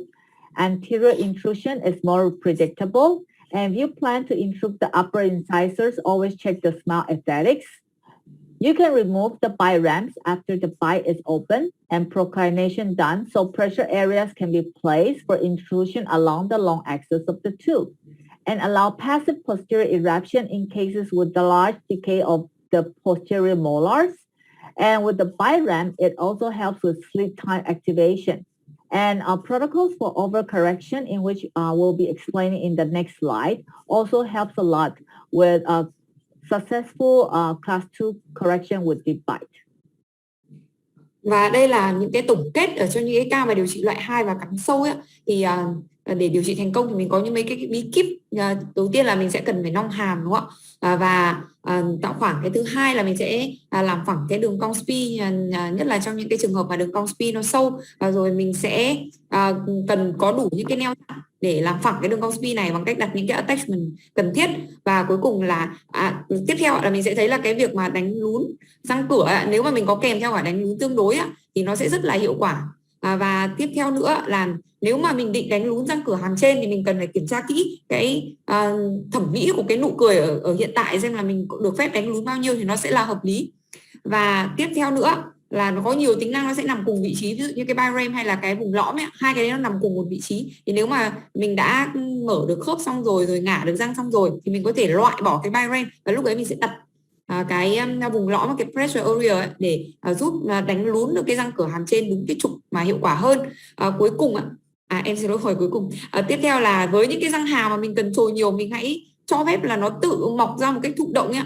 Nó hở, có cái vùng hở nó sẽ mọc ra, răng hàm và cả răng nanh cũng như thế. Và sorry Dr. Chu, can you explain more about number 7? With time activation, it means that with the bite ramps on the lingual of upper incisors, during night, we are able to bite on the ramps, and it will also help with the intrusion of the upper incisors when you are correcting a deep bite. Thank you. Và ở cái mục số 7 là mình sẽ thấy là nếu mà trong cái trường hợp mình đặt cái biorem ấy, lúc mà bệnh nhân ngủ ấy, bệnh nhân cũng cắn trên cái biorem đó thì nó cũng hỗ trợ cho mình có việc là đánh lún cái răng cửa nó được hiệu quả hơn. Và cái cuối cùng là cái mà điều trị lố, thì cái này mình sẽ được giải thích kỹ hơn ở cái phần tiếp theo cái bài giảng của cô. Okay, so these are some of the tips for overcorrection. As you can see, you will see a lot of red at the posterior if you have deep bites, and no contact at the anterior, so that you're able to get a good bite opening at the end of the final result. Thì đây là một cái mẹo khi mà mình làm cái chỉnh lố ấy, thì mình có thể nhìn thấy cái hình ảnh ở cái cung răng hàm trên và hàm dưới ở bên tay phải mình thấy có những cái điểm chấm đỏ, có nghĩa là điểm chạm mạnh ở cái khớp cắn. Thì khi mà mình kết thúc một cái clean check và mình cho cái răng sau nó chạm mạnh và răng cửa không có điểm chạm thì nó sẽ đảm bảo giúp mình là ở trên miệng thật của bệnh nhân thì nó sẽ mở được khớp ở vùng răng cửa ra. Okay, so we'll stop here for about 5 minutes. Is it okay? It's about 3:28. We'll come back at 3:35. Is it okay? Yes, thank you so much. Và bây giờ mình sẽ nghỉ một lát nha. Bây giờ là 3 giờ 28 phút thì mình sẽ nghỉ 7 phút ạ. Mình sẽ quay lại bài của mình vào lúc 3 giờ 35 ạ. Hẹn gặp lại các bác sĩ sau mấy phút nữa. Mọi người có thể nghỉ ngơi một chút và uống trà nghỉ ngơi ạ.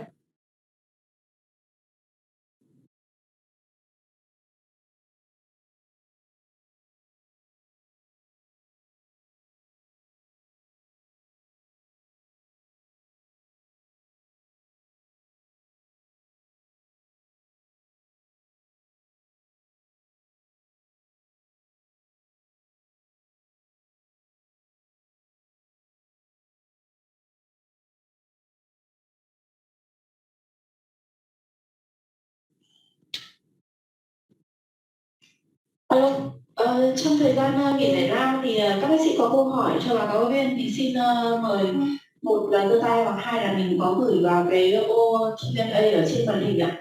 Thì để ban thư ký tổng hợp và gửi cho báo cáo viên để báo cáo viên trả lời. Xin trân trọng cảm ơn ạ.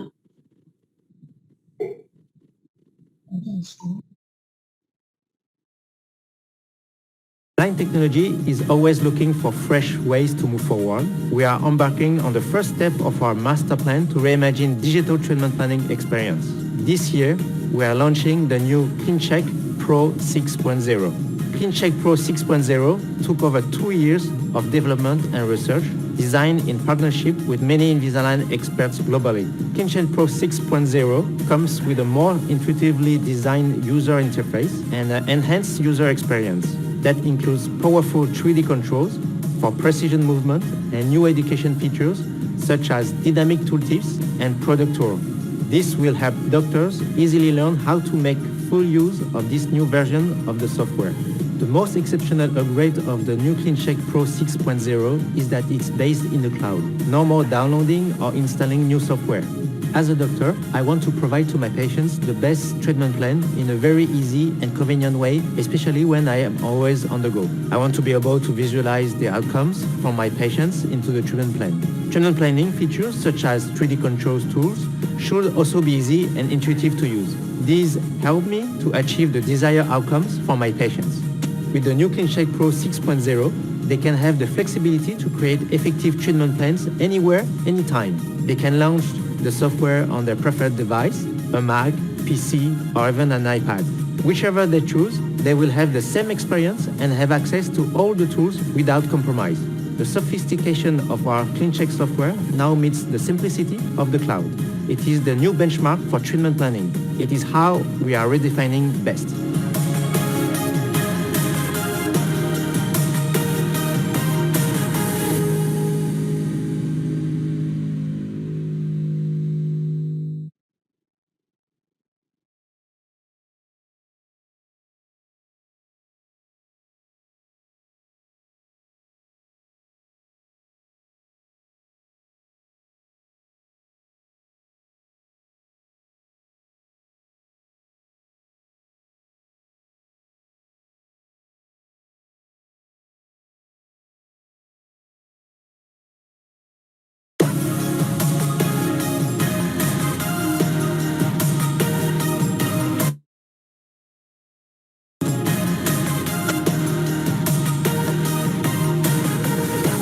Orthodontic treatment has moved from traditional wires and brackets to clear aligners.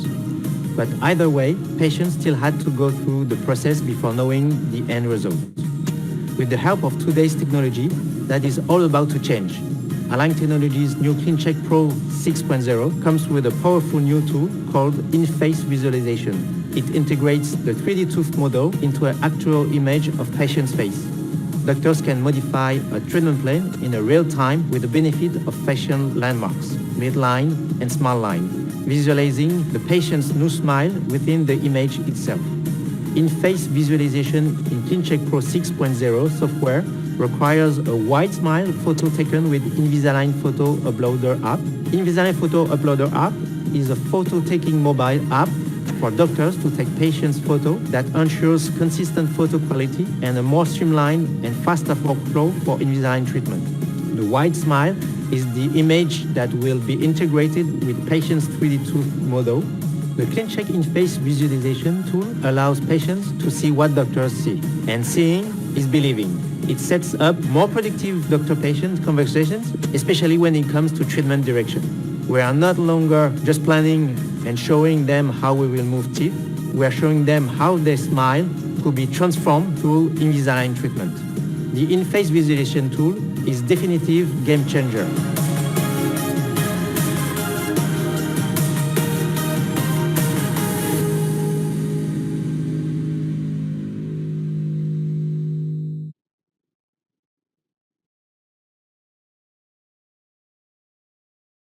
Alo Hải Anh cho từ test lại mic nha. Alo 1 2 3 4 5 6 7 8 9 10. Alo alo alo. Có bị rè hay bị gì không cậu? Nghe được Lan Anh ạ, nghe được. Ok, cảm ơn nha.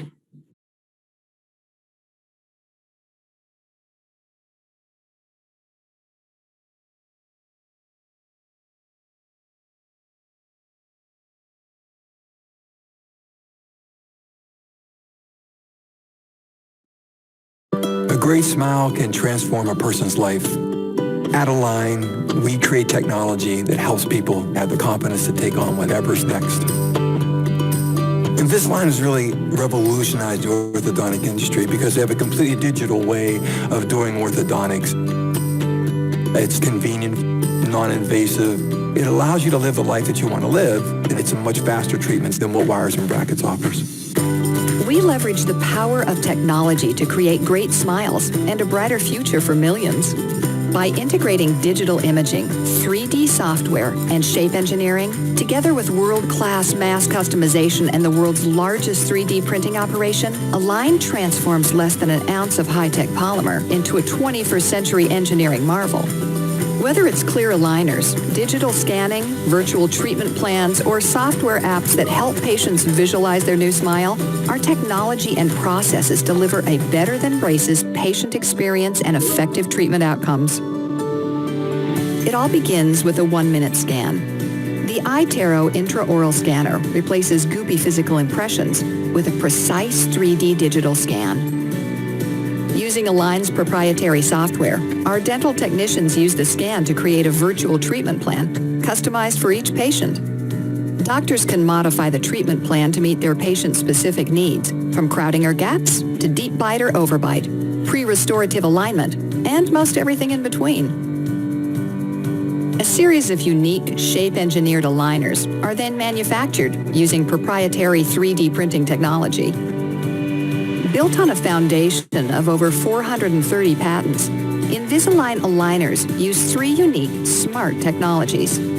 Smart Track aligner material is designed for optimal control of tooth movements and on average enables faster treatment than braces. Smart Force attachments and features designed into the aligners deliver the precise forces when needed to achieve more predictable tooth movements. And Smart Stage technology, programming each tooth movement in a certain sequence at the right time to achieve optimal outcomes. After 20 years and more than $1 billion in revenue, Align is the undisputed leader in clear aligner therapy.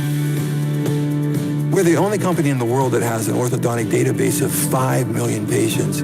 And we use machine learning to mine that data to really understand how we can do orthodontics better, how it can be faster and more convenient for both doctors and patients. Our goal is to make it easier for millions of people around the world to enjoy a great smile. We're doing this by expanding our business globally and making our product available in more countries, adding new treatment planning and manufacturing facilities to support doctors locally in all of our major regions, developing new products for the most complex orthodontic cases, especially teens, and working with dentists and making it easier for them to offer simple teeth straightening solutions along with high-quality dental procedures and restorative care to all their patients. And we're raising awareness with consumers, especially teens and their parents, to ensure they ask for Invisalign, the orthodontic brand more teens prefer over braces. I now have teenagers that come to the practice asking for Invisalign because they don't want to have brackets and archwares anymore. For us, it's very nice because we don't need to tell the patients you should use Invisalign. They say, I want to use Invisalign, and that's magnificent. With over 1 billion people in developed countries, we have the potential to help 300 million consumers gain access to smile-changing technology that can only be done digitally. We're committed to moving the industry forward, constantly innovating, always improving the world's most advanced teeth-straightening technology and the way people think about their smile. What drives employees at Align is the opportunity to give patients a better future with a better smile. That's the foundation of what we do.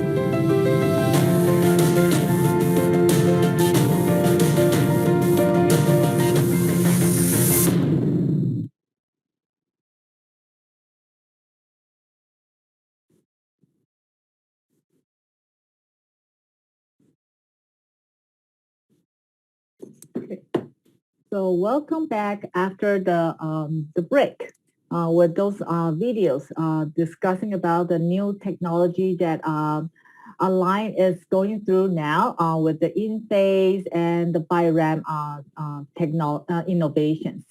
So we are coming into class 3 malocclusion. The malocclusion that I love most to treat with Invisalign.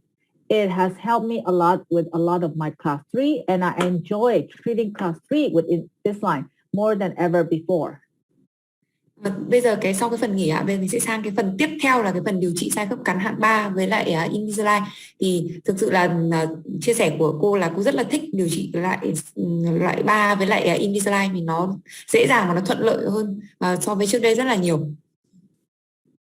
So when we're talking about class 3, it is very challenging, as you know, no matter with brackets or Invisalign or any other appliance of treatment with class 3 is just like nightmare. You know, nobody wants to touch and nobody wants to do class 3. But if you have Invisalign in hand, I think you will enjoy treating class 3 like me. Và mình biết là cái sai khớp cắn loại 3 là một cái loại rất là khó để điều trị. Bất kể là mình dùng mắc cài hay mình dùng Invi hay mình dùng bất cứ một cái khí cụ chỉnh nha nào thì đây đều là một cái ca mà rất là khó và nhiều bác sĩ là không muốn là phải sờ tới. Tuy nhiên là mình cũng biết là nếu mà mình có Invisalign trong tay thì đây là một cái công cụ rất là tốt để giúp mình dễ dàng điều trị những cái ca này hơn. And what makes class 3 challenging are because class 3 they might have growth if you start them early, and there is a high tendency of relapse. And the treatment time is long, and it takes a lot of time to finish them. And sometimes surgical intervention is necessary and acquired. So there is a therapeutic challenge in treating class 3s. Thì có rất là nhiều những cái thử thách trong khi mà mình điều trị một cái ca khớp cắn hạng 3 đúng không ạ? Thì nếu mà cái ca mà mình điều trị sớm thì sau đó bệnh nhân lại tiếp tục tăng trưởng và cuối cùng là có thể là dẫn đến cái khả năng là bị tái phát rất là cao, rồi cái thời gian điều trị thì thường là dài và có nhiều cái ca mà bị rất là nặng và mình bắt buộc là mình phải điều trị phẫu thuật. Thì đây đều là những cái yếu tố, những cái lý do mà làm cho cái mình bị khó khăn trong khi điều trị. So we'll be going over how to diagnose a class 3 malocclusion. Bây giờ mình sẽ nói về cái phần chẩn đoán cho cái sai khớp cắn hạng 3. Some of the class 3 prototypes are as follows. They might be either pseudo class 3 or true class 3 for orthodontic treatment. Có những cái kiểu sai khớp cắn loại 3 khác nhau đúng không ạ? Có đôi khi nó là sai khớp cắn hạng 3 giả, nhưng đôi khi nó là sai khớp cắn loại 3 thực sự. In pseudo class 3s, they're usually in which the CO doesn't equal the CR. They usually have a good profile and they are usually accompanied with class 1 molar. Với những bệnh nhân mà có sai khớp cắn hoặc ba giải ấy, thì cái tương quan tâm và cái lồng mũi tối đa thì nó sẽ hai cái điểm đấy nó không trùng nhau, và thường là bệnh nhân có cái mặt nghiêng tương đối là ổn và có cái răng hàm loại 1. And through class 3, it is usually the CO equals to CR with a prognathic mandible and class 3 molar relationship that is more challenging than pseudo class 3s. Và với một cái ca loại 3 thật thì cái tương quan tâm và lồng mũi tối đa thì nó trùng nhau, hàm dưới thì thường nó bị nhô ra trước và bệnh nhân sẽ có cái răng hàm loại 3, và tất nhiên là cái ca này thì nó sẽ khó điều trị hơn nhiều so với cái ca hạng 3 giải. And common class 3 extraoral features are usually they are dorsalocephalic, that means long face, full lower lip, prognathic mandible, straight to concave profile, and from the cephalometric point of view, they usually have an obtuse gonial angle, that means high angle, and with anteriorly divergent growth pattern. Và ở đây mình sẽ thấy là có những cái đặc điểm mà phổ biến hay gặp ở trong cái ca loại 3. Thứ nhất là bệnh nhân hay có cái mặt dài, hàm dưới thì nhô, cái góc hàm dưới, cái góc hàm thì nó sẽ là góc tù, tức là cái hàm dưới nó sẽ mở và có cái môi dưới thì dày, và cái mặt nghiêng thì hoặc là thẳng hoặc là lõm, và mình sẽ thấy là có những cái sự chênh lệch ở cái vùng phía trước. And some of the intraoral features are as follows. Usually in class 3, you will find they're either anterior crossbites with midline deviation. In class 3, canine and molar relationship with posterior crossbites, or they can be anterior open bites with soft tissue dysfunction, constricted maxilla, and forward position mandible. Thì ở trong miệng thì mình sẽ thấy có thể có gặp những cái kiểu thường gặp ở sai khớp cắn loại 3, đó là có cắn chéo ở răng cửa này, đường giữa thì lệch này, răng hàm và răng nanh loại 3 này, và có cắn chéo ở cả răng sau nữa. Hoặc là thậm chí hoặc một nhóm khác thì bệnh nhân sẽ có cắn hở ở vùng răng cửa, và kèm theo là những cái rối loạn về mô mềm, và sẽ có hàm trên hẹp và cái hàm dưới thì nó ở vị trí phía trước. And some of the favorable class 3 indications for treatment are as follows. You have to look for all this type of class 3s, and it will make your days a lot easier. Either they are flat or mild concave facial profile, pseudo class 3s, any A and B angle greater than 1, more lower anterior crowding, and feral initial inclination with long clinical crowns. Và đây là những cái đặc điểm mà mình thấy gọi là thuận lợi trong một cái ca mà loại 3. Nếu mà cái bệnh nhân loại 3 mà mình thấy có những cái đặc điểm này thì mình sẽ cảm thấy là cũng dễ thở hơn. Thứ nhất là bệnh nhân là có cái kiểu mặt nghiêng là phẳng hoặc là chỉ lõm nhẹ thôi. Nếu bệnh nhân có cái loại 3 giả thì càng tốt. Và cái góc ANB nó trên 1 độ, và cái hàm dưới thì nó có chen trúc răng, và cuối cùng là cái trục của cái răng cửa thuận lợi và có cái thân răng lâm sàng dài. And some of the treatment modalities for class 3s to consider are heredity, functional shift, and soft tissue when we are planning class 3 correction. Thì ở đây là một số những cái yếu tố mà mình cần cân nhắc khi mà mình đưa ra cái lựa chọn điều trị, đó là nhất là về di truyền. Cái thứ hai là mình phải xem là có cái trượt chức năng hay không, và mình sẽ xem cả cái mô mềm của bệnh nhân nữa. So the treatment protocols for class 3, they're either super class 1, half class 3, or full class 3. Và đây là cái có những cái cách điều trị khác nhau cho những cái bệnh nhân ở cái mức độ khác nhau. Bệnh nhân này là siêu loại 1 hay là bệnh nhân loại 3 nửa múi hay là bệnh nhân loại 3 cả múi ạ? In super class 1, they're usually with an overjet of 2 to 4 millimeter, and usually you can tackle it with class 3 elastics with or without IPR. With an overjet between 4 to 6 millimeter, it's usually considered a half class 3 as in this photo. And you can usually tackle it with a sequential lower distalization.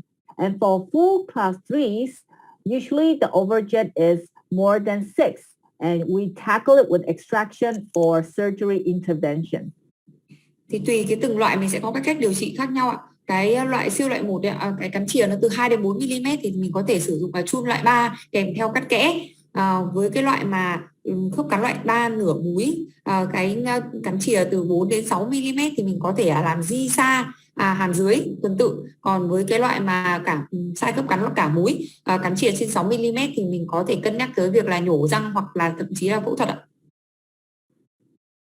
So for super class 1 and half class 3, you usually will find an anterior crossbite with midline deviation, and for full class 3s, usually you will find in anterior open bites. Thì với hai cái loại mà nhẹ hơn thì thường nó sẽ đi kèm theo là cái cắn chéo ở vùng răng cửa với lại lệch đường giữa. Còn với cái loại mà nặng hơn cả múi thì thường nó sẽ đi kèm theo là cắn hở vùng răng cửa.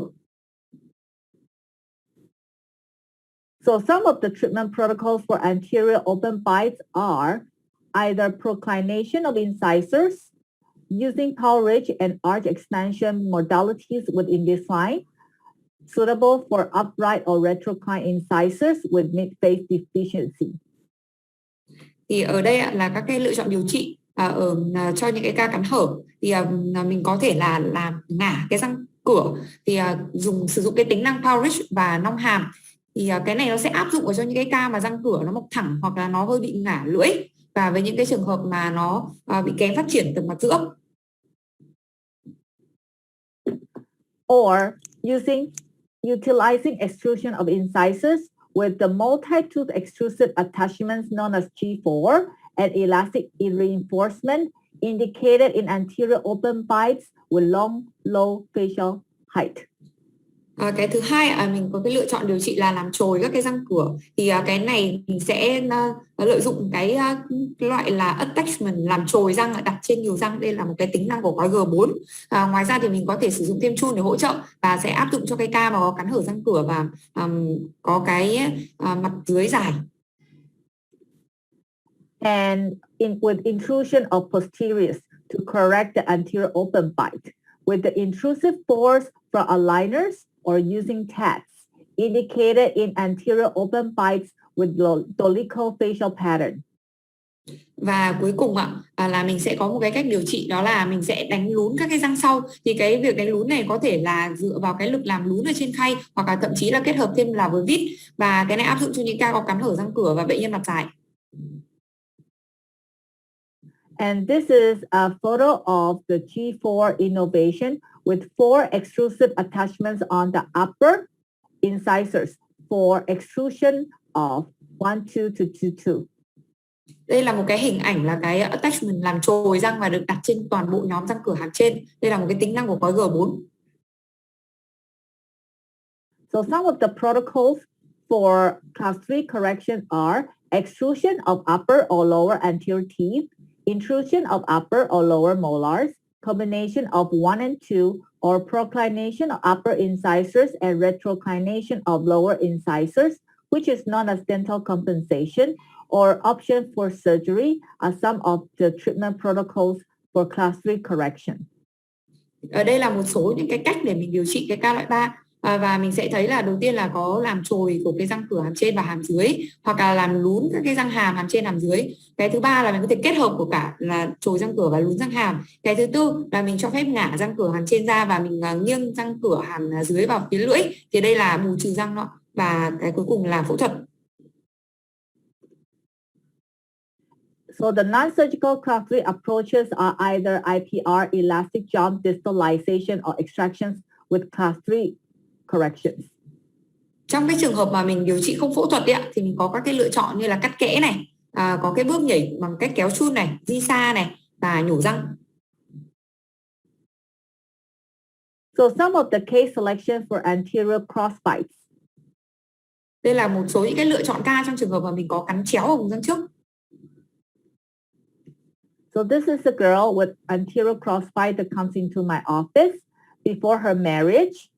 So this is her before and after. After the treatment, she got married immediately. Okay, so this is just like a miracle for her. Thì ở đây là một bệnh nhân nữ đến với phòng khám và trước khi mà cô kết hôn thì cô đi khám răng, và ảnh trước và sau thì sau khi mà được cái điều trị xong là cô đi kết hôn luôn. She is in her 30s, early 30s, with anterior crossbite, midline deviation. We have only one set of aligners for her with the 7-day protocol. Và bệnh nhân này là có 30 tuổi, có cắn chéo phía trước và cô ấy chỉ làm đúng một lượt khay thôi. Và bệnh nhân đeo khay là 7 ngày một khay. And from this amount of crowding, you see on the upper arch and the class 3 canine relationship over the buccal left. Sometimes we might plan to do extraction on her. However, for this case, we just did non-extraction with simultaneous expansion on the upper arch and sequential distalization on the lower arch to correct the class 3 and perform anterior retraction and to correct the midline. Lúc nãy mình có xem cái hình ở trong miệng đúng không ạ? Mình sẽ thấy là hàm trên thì chen chúc nhiều này, rồi hàm dưới thì mình thấy xem cái tương quan lại vì ba ở bên tay trái ạ, mình có thể thường suy nghĩ là có thể là phải nhổ răng ở cái ca này. Tuy nhiên là cái bệnh nhân này được điều trị là không hề có nhổ răng ạ, và chỉ có là mình làm nong hàm ở hàm trên và di sa tuần tự ở hàm dưới thì chỉnh lại cái tương quan loại 3 và đồng thời lấy cái khoảng để kéo lùi răng cửa. And this is the clean check. The goal is to do expansion on the upper arch and sequential distalization on the lower left posterior. As you can see, it is only class 3 on the left buccal and class 1 on the right buccal, with class 3 elastics designed to correct the class 3 as well. Ở đây mình có thể nhìn thấy là cái hình ảnh clean check thật của bệnh nhân, thì mình thấy là bên tay phải thì khớp cắn nó được loại 1 nhưng cái bên trái thì bị loại 3 rất là nặng. Nên do đó là cái cách điều trị là mình hàm trên nong hàm, hàm dưới là mình di sao tuần tự. Mình cũng nhìn thấy là có cái chỗ để mình kéo chum loại 3 đấy, cả hai bên.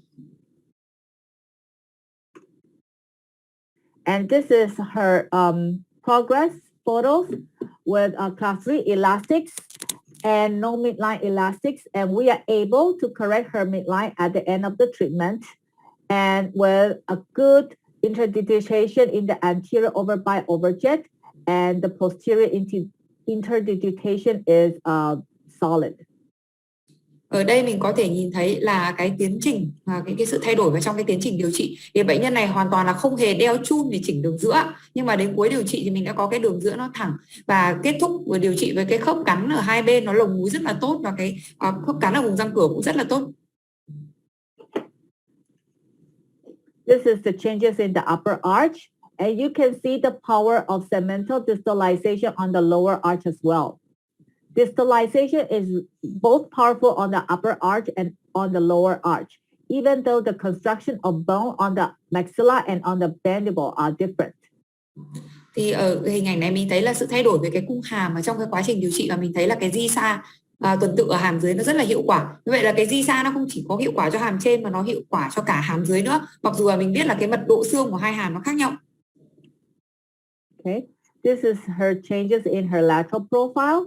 The prognathic mandible had resolved a lot, and the facial profile has changed tremendously. Đây là cái hình ảnh cái mặt nghiêng bệnh nhân thay đổi. Mình thấy là cái hàm dưới nó được kéo lùi rất là nhiều và cái mặt nghiêng nó đã thay đổi rất là nhiều luôn. Even though it's a little bit of still prognathic, but it is so much better than the initial condition. Mặc dù mình thấy kết thúc là nhìn bệnh nhân vẫn hơi khô đúng không ạ? Nhưng mà nó đã tốt hơn ban đầu rất là nhiều. So with easy mechanics and a careful diagnosis and treatment planning, you're able to treat this type of class 3 anterior cross bites with a lot of ease and the harmonization of her facial profile while smiling and her lateral view. Và như vậy là mình thấy là nếu mà mình có một cái chẩn đoán đúng ạ, mình đưa ra một cái kế hoạch điều trị đúng thì mình sử dụng cái cơ chế rất là đơn giản, mình đã có thể điều trị được cho bệnh nhân này. Thì mình thấy là cái nụ cười của bệnh nhân cũng như là cái mặt nghiêng của bệnh nhân sau điều trị nó đều hài hòa hơn và nó đẹp hơn trước điều trị rất là nhiều. The next case is also a very interesting class 3 non-extraction patient. Okay, this is her smile before and after. Đây là một bệnh nhân tiếp theo cũng có một ca rất là thú vị ạ, hình ảnh trước và sau của điều trị của bệnh nhân. She is in her middle age, presented with anterior crossbite and midline deviation. We have two sets of aligners for her. You can see that she is class 3 on the right, class 1 on the left, midline deviated to the left on the lower arch. Đây là một bệnh nhân là tuổi trung niên, có cắn chéo vùng răng trước và có đường giữa bị lệch. Thì mình có thể nhìn thấy là bên trái thì khớp cắn nó loại 1 nhưng mà bên phải thì khớp nó loại 3 và đường giữa hàm dưới thì nó lệch sang bên trái. We didn't do any extractions, but we plan to do implants after the treatment. Ca này hoàn toàn không nhổ răng ạ. Sau điều trị thì mình đặt implant cho hàm dưới. Okay, so this is her before and after with a total of 6 aligners that adds up to 1 year and 9 months of treatment with simultaneous movement on the upper arch and lower arch. Ở đây là cái bệnh nhân này cũng chỉ là một lượt khay thôi ạ. Nó có 60 khay và kết thúc là sau 1 năm 9 tháng. Em xin lỗi ạ, có 2 lượt khay ạ. Và cái cách di chuyển là di chuyển đồng thời cả hai hàng. This is her intercourse. As you can see, we only did class 3 elastics for her to correct her class 3 malocclusion and her midline deviation. Và mình có thể thấy là cái hình ảnh tiến triển trong quá trình điều trị thì với bệnh nhân này mình cũng chỉ duy nhất là chỉ kéo chun loại 3 thôi, nhưng cũng chỉnh được cả đường giữa. With the 7-day protocol, we're able to finish the treatment with Invisalign together with the prosthodontic work. Và bệnh nhân cuối cùng là thay khay 7 ngày một khay và cái hình ảnh cuối cùng ấy là bệnh nhân đặt luôn cả implant và có phục hình hoàn thiện trong miệng. Everything, including the implant, in 2 years and 4 months. Tổng cộng cả implant nữa là 2 năm 4 tháng. Okay, this is the changes in the upper arch and lower arch. The tip here is we preserve the lower wisdom teeth for anchorage for the derotation of the 3-5. Ở đây mình nhìn thấy cái sự thay đổi của từng cung hàm và mình thấy là mình giữ lại cái răng 48 ấy để làm neo chặn để giúp xoay lại cái răng 45. Okay. This is the changes before and after. It's really nice with a good solid posterior occlusion. Hình ảnh trước và sau điều trị mình thấy là kết thúc khớp nó rất là tốt ạ. The anterior crossbite and midline are corrected. Mình đã chỉnh được cái cắn chéo phía trước cũng như là lệch đường giữa. This is the changes in the cephalometric. The facial profile is more harmonized and she looks younger after the treatment. Mình xem cái phim xếp cái sự thay đổi trên phim xếp cũng như là cái mặt nghiêng thì sau điều trị thì cái mặt nghiêng hài hòa hơn và bệnh nhân nhìn trẻ hơn so với trước điều trị. Okay, the harmonization of the muscle tone. Mình thấy là cái cơ ở xung quanh nó cũng rất là hài hòa. It's more aesthetic appealing. Nhìn mặt nghiêng thì đã thẩm mỹ hơn. And this is also published in the white paper as well. If you want the details, maybe you can ask the Invisalign team. Cái ca này cũng đã được xuất bản rồi ạ. Nếu mà các bác sĩ muốn có chi tiết của ca này thì có thể liên hệ với công ty Invisalign. We'll look at another anterior crossbite case, okay, in which I did lower incisor extraction. Okay. Bây giờ mình xem một ca khác ạ. Còn loại 3 cắn ngược nhưng mà mình nhổ răng cửa hàm dưới. He is a teen patient in his 16 years of age with anterior crossbite and full class 3s. We had 2 sets of aligners for him. Ở đây là một bệnh nhân nam 16 tuổi có cắn chéo phía trước và loại 3 cả múi và cái ca này thì mình nhổ răng cửa. This is a very severe case, okay, with class 3 on the right and on the left. The midline is coincident with each other, but the anterior crossbite is severe with a long face syndrome. Thì cái ca này là một cái ca rất là nặng ạ. Mình sẽ xem cái mức độ loại 3 ở cả hai bên cũng như là mình thấy là cái phía trước nó có cắn chéo mặc dù là đường giữa bây giờ thì nó thẳng và cái bệnh nhân này ngoài ra còn có mặt dài nữa. So we extracted the teeth after that is traumatic, that is 4-1, okay? The goal is to do upper simultaneous expansion. And on the lower arch, you do sequential distalization for together with the 4-1 space closure. Ở đây kế hoạch điều trị là hàm trên mình nong hàm và bằng cách là dịch chuyển đồng thời tất cả các răng. Còn ở hàm dưới thì mình di sao tuần tự, đồng thời là mình nhổ cái 41 là cái bị chấn thương và mình đóng khuếch khoảng của 41 nữa. So initially it was impossible to correct the crossbite with just one incisor. However, we are going to do one incisor extraction. And together with distalization, we are going to make maximum anchorage and maximum anterior retraction for the class 3 correction in this case. Cái ca này thì bị rất là nặng, do đó nếu mà mình chỉ nhổ có một răng cửa thì không thể nào đủ chỗ để mình chỉnh cái cắn ngược răng cửa. Nên là đồng thời ở đây là mình có làm kèm theo là cả di xa của cái hàm dưới, và mình làm neo chặn tuyệt đối để đảm bảo có đủ khoảng để kéo lùi tối đa cái răng cửa vào. So this is him with the class 3 elastics and the lower one incisor extractions. We are able to correct the anterior crossbite after 2 years and 2 months. However, it's a little bit retrocline on the lower incisors and a bit of lower posterior crossbite. So what we had him on cross elastics for the second set of aligners. Ở đây mình có thể thấy là bệnh nhân này có nhổ răng cửa đúng không ạ, và đeo thêm cái chun loại 3 nữa. Thì sau hơn 2 năm thì mình đã chỉnh được cả 2 năm 2 tháng thì mình đã chỉnh được hết cái cắn ngược răng cửa rồi. Nhưng mà ở cái chỗ này thì mình nhìn thấy là bệnh nhân hơi bị cắn chéo phía răng sau và bị răng cửa hàm dưới nó hơi bị quặp quá mức. Thế nên là mình làm tiếp thêm một cái lượt nữa để chỉnh lại trục của cái răng cửa, cho bệnh nhân kéo cái chun liên hàm ấy, để chỉnh cái cắn chéo phía sau. So let's take a look at the clincher for the additional aligners.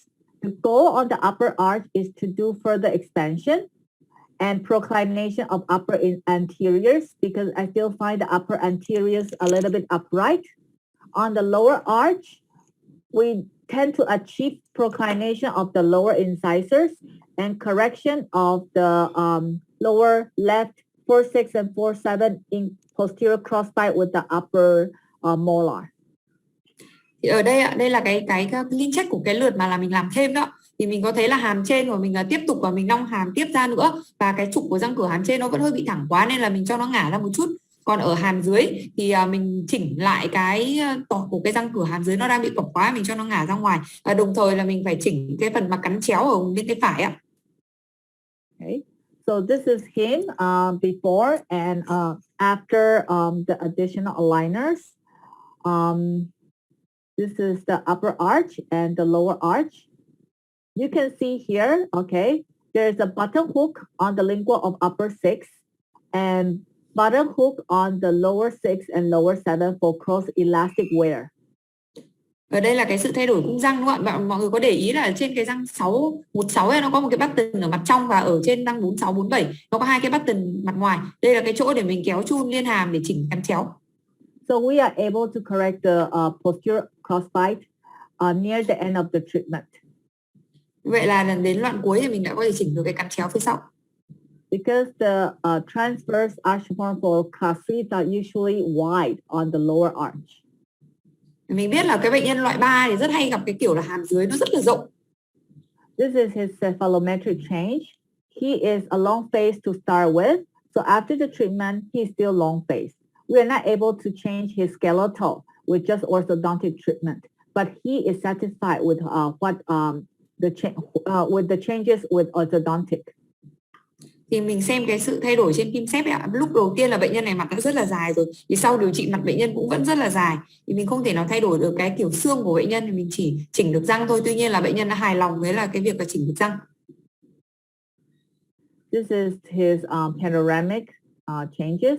The roots are upright, neighboring the extraction of lower one. Okay, the teeth, mesial and distal, the root parallelism is good. Đây mình có thể nhìn thấy là trên phim pano thì các cái kết thúc và trục răng rất là thẳng song song. And this is his facial change. Cái sự thay đổi của khuôn mặt. Okay. And we're going into anterior open bites, in which a lot of people are really scared of, because the high tendency of relapse is great. And sometimes the treatment protocols and treatment results are not as successful as other class 3 malocclusions. Thì bây giờ mình sẽ sang cái ca mà loại 3 mà có cắn hở ở răng cửa ấy ạ. Thì có rất là nhiều bác sĩ sợ cái ca này ạ, bởi vì là nó rất khó điều trị và xong nó lại dễ tái phát nữa, và nó cũng không được thành công như là những cái kiểu ca loại 3 khác. So how to diagnose an anterior open bite? To make it short, anterior open bite prototypes are classified as simple open bite and compound open bite. For simple open bite, it is the spacing between canine to canine. And for compound open bite, it is from premolars to premolars. Ở đây ạ, để mình phân loại cái loại mà cắn hở ở răng cửa ấy ạ, thì mình sẽ phân thành 2 loại là loại đơn giản và loại phức tạp. Thì cái loại đơn giản thì cắn hở nó chỉ ở từ răng nanh đến răng nanh thôi, còn cái loại phức tạp thì nó sẽ mở rộng đến cả vùng răng hàm nhỏ. Simple open bites are easier to treat than compound open bites. Thì tất nhiên là cái loại đơn giản thì nó sẽ dễ điều trị hơn loại phức tạp ạ. So common anterior open bite extraoral features are usually dolichocephalic, tongue thrusting habits, mouth breathers, clockwise rotation of mandible, straight to concave profile with increased gonial angle, and a maxillary base that is inferiorly placed. That means the maxilla is more distal, placed than the mandible. Thì đây là một số những cái đặc điểm mà hay gặp ở trong những cái ca mà loại 3 mà cắn hở ấy ạ. Thì thường là bệnh nhân sẽ có cái kiểu mặt rất là dài, cái hàm dưới nó sẽ xoay xuống dưới và cái góc conian, góc hàm ấy ạ, thì nó sẽ mở tăng nhiều so với bình thường. Bệnh nhân thường kèm theo là cái tật đẩy lưỡi ạ, và thở miệng, và cái mặt nghiêng thì thẳng hoặc là bệnh nhân mặt nghiêng sẽ hơi bị lõm. Và khi mà mình so sánh hàm trên và hàm dưới thì mình thấy cái hàm trên ấy, theo cái chiều trước sau thì nó ở sau hơn nhiều so với hàm dưới. And the intraoral features are usually mild crowding with midline deviation, narrow maxillary arch with procline upper incisors. Ở trong miệng thì mình có thể gặp cái cảnh là mình sẽ thấy có chen trúc là nhẹ này, rồi lệch đường giữa này, rồi hàm trên thì hẹp và sẽ có cái răng cửa hàm trên thì chìa, tức là nó ngả môi. Fish mouth appearance with soft tissue dysfunction, posterior crossbites with mandible plane cants downward. Và nếu cái ca mà bị nặng hơn, cái ca phức tạp ấy, thì mình sẽ thấy là ở trong miệng mình sẽ trông miệng nó sẽ giống như là cái miệng cá, và sẽ có các cái bất thường về cái mô mềm, và sẽ có cắn chéo phía sau, và cái mặt phẳng nhai của hàm dưới ấy, nó sẽ nghiêng xuống dưới ấy. So some predictable anterior open bite indications if you are challenging open bite patients. These are some of the indications you should look for. Simple open bites with procline incisors, spacing between incisors, narrow upper arch, lingually tipped posterior teeth, and only dental issues. They are easier to tackle than other types of anterior open bites. Khi mình nói đến cái ca cắn hở thì nó cũng có những cái ca mà nó sẽ dễ làm hơn, và những cái ca khó làm hơn. Thì đây là một số những cái đặc điểm của cái ca mà dễ làm hơn ạ. Thì đó là những cái ca mà cắn hở mà gọi là dạng đơn giản, đúng không ạ? Nó chỉ cắn ở từ răng nanh đến răng nanh thôi. Cái thứ hai là mình có cái răng cửa nó đang ngả môi, và mình có cái khe thưa ở giữa các cái răng cửa, hàm trên thì hẹp, và có các cái răng sau nó đang ngả lưỡi, và cái vấn đề này nó chỉ là vấn đề của răng thôi. Okay. So some of the treatment modalities for anterior open bites different from anterior cross bites are, you need to check the habits, whether they have tongue thrusting or mouth breathing, their aesthetics and the mechanics. Mình sẽ có một số những cái cân nhắc khi mà mình đưa ra cái lựa chọn điều trị. Thứ nhất là mình phải xem bệnh nhân có thói quen xấu hay không, và bệnh nhân có bị đẩy lưỡi hay không. Mình đánh giá cái thẩm mỹ của bệnh nhân và mình xem cái cơ học để mình điều trị cái ca này. So in habits, we are looking for anything that is thumb sucking, tongue thrusting, mouth breathing, or reverse swallowing. Nói về thói quen xấu ấy, thì mình sẽ có mấy cái thói quen xấu như là mút ngón tay này, đẩy lưỡi này, thở miệng này, hay là bị nuốt ngược ạ. In aesthetics, we're looking for the amount of incisal and gingival display. If it's already very gummy, you don't want to extrude the anterior incisors too much, or else you'll become even more gummy. The smell arc and the relationship of the maxillary incisors with the lower lip curvature. Nói về thẩm mỹ thì mình sẽ xem xét các cái yếu tố, đó là cái mức độ lộ của răng cửa hàm trên, cũng như là lợi khi mà bệnh nhân cười, rồi xem đánh giá cái đường cười ạ. Cái thứ tiếp nữa là mình sẽ đánh giá cái tương quan của cái rìa cắn của cái răng cửa hàm trên so với cái môi dưới. For mechanics, you can deal with it by anterior retroclination, pure extrusion, or posterior intrusion to fix the anterior open bite. Thì về cái cơ học để mình điều trị thì mình có thể là làm ngả trong các cái răng cửa, hay là mình làm chồi tuyệt đối các cái răng, hay là mình làm đánh lún các cái răng hàm. So with Invisalign or brackets in anterior open bites, we are utilizing anterior retroclination. That means lingual crown torque, and this can be induced with optimized extrusive attachments with no conventional attachments needed, and usually indicated for procline incisors in spacing or mild crowding. Thì khi mà nói về cái cơ chế để điều trị ạ, thì cả thì mắc cài hay cả khay thì mình sẽ làm nó tương tự nhau thôi ạ. Để điều trị cái ca cắn hở thì mình có thể là cho ngả lưỡi các cái răng và cửa, và cái này thì với Invisalign thì mình có thể sử dụng các kèm theo các cái attachment làm chồi ạ, mà không cần phải dùng cái loại truyền thống nữa. Cái loại làm chồi này loại tối ưu hóa và áp dụng ở trên những cái ca mà răng cửa nó đang chìa sẵn á, và mình đang có khoảng sẵn, hoặc là bệnh nhân đang hơi chen chúc nhẹ thôi. Or you can tackle the anterior open bite with anterior pure extrusion with multi-tooth extrusive attachments, the G4, or reinforce it with the elastic up and down wear. Indicated in patients with good incisal inclination and with small arc considerations. Cái cách thứ hai đó là mình làm chồi tuyệt đối các cái răng cửa. Thì với trường hợp mà làm chồi tuyệt đối thì mình cần có những cái attachment loại tối ưu hóa, loại chuyên để làm chồi, và mình có thể hỗ trợ thêm bằng cái chun liên hàm, và cái này thì nó sẽ áp dụng cho những cái trường hợp mà cái góc của răng cửa nó đã tốt sẵn rồi, nó đã lý tưởng sẵn, và mình cần phải cân nhắc đến cái đường cười của bệnh nhân. You can also tackle it with posterior intrusion with intrusive forced aligners or tags indicated in long face vertical facial pattern. Và cái cuối cùng là mình sẽ đánh lún các cái răng sau, thì cái này nó sẽ sử dụng mà là cái lực làm lún tắc của khay, hoặc là có thể là kết hợp thêm cả với vít, và áp dụng cho những cái ca mà bệnh nhân mà có mặt dài, chiều cao tầng mặt dưới nó dài. So the protocols for anterior open bite correction are either extrusion of upper or lower anterior teeth, or a combination of anterior extrusion and posterior intrusion, or surgery, or jump simulation. You can prescribe under your prescription form. Thì các cái protocol điều trị của mình khi mình điền form mình có thể là làm chồi cái răng cửa hàm trên hàm dưới, hoặc là làm chồi răng cửa và kết hợp với cả phải đánh lún cái răng hàm nữa, hoặc là một cái nữa đó là mình sử dụng cái giả lập nhảy khớp hoặc là bước nhảy. Cái này thì mình chỉ định ở trên cái form điều trị mình điền.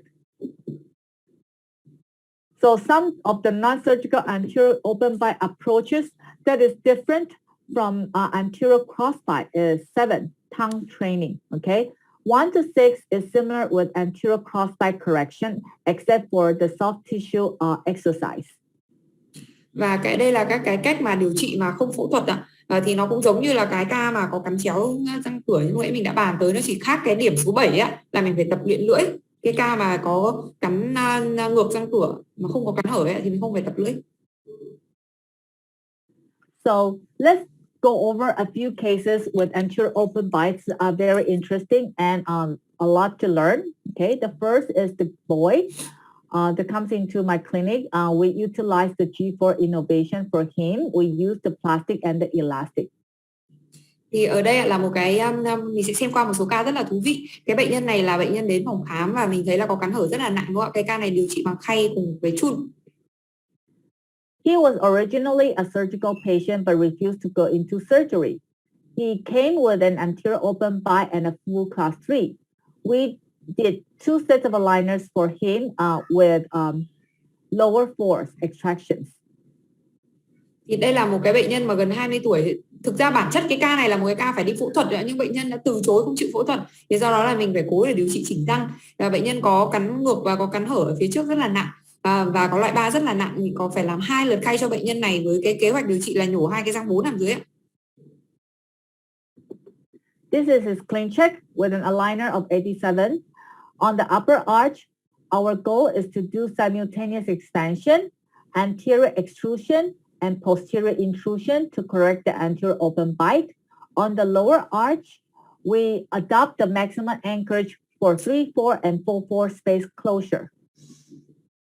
Thì ở đây là kế hoạch điều trị, mình xem cái clean check của bệnh nhân này. Hàm trên thì là mình nong hàm và làm chồi các cái răng cửa, kết hợp với lại làm lún các cái răng hàm để hỗ trợ đóng cái cắn hở. Còn ở hàm dưới thì mình nhổ 2 cái răng 4, sau đó mình kéo lùi tuyệt đối với neo chặn tối đa. And this is the G4 innovation in which we have the extrusive attachments in the anterior and posterior intrusion on the molars and premolars. Đây là cái hình ảnh về cái tính năng của cái gói Invisalign G4 ạ. Nó sẽ gồm có cái attachment làm chồi ở trên các cái răng cửa và có cái phần mà làm lún cái răng hàm. And this is the intercourse during the treatment. You can see that with class 3 elastics and his compliance, we are almost able to reduce his anterior open bite by 7 months. And at the end of 2 years, we're able to correct his anterior open bite and class 3 malocclusion with just a little gap in between the extraction space. Đây là cái hình ảnh trong cái quá trình điều trị của bệnh nhân, mình thấy là khoảng tầm 7 tháng ấy, thì mình đã đóng được rất là nhiều cái cắn hở ở phía trước rồi, mình cũng đóng được tương đối cái khoảng nổ răng, và ở cái thời điểm mà khoảng 2 năm thì mình đã đóng được cái cắn hở, chỉnh được luôn cả cái cắn ngược ở phía trước, và đã cái khoảng nổ răng này còn có một chút xíu thôi. This is the additional aligners, the clean check. The goal on the upper arch is to do bisettling with minimum anterior proclination. And on the lower arch, we aim to further tighten the extraction spaces with Ghost IPR. As you can see here, it's a 0.2 IPR over the extraction site.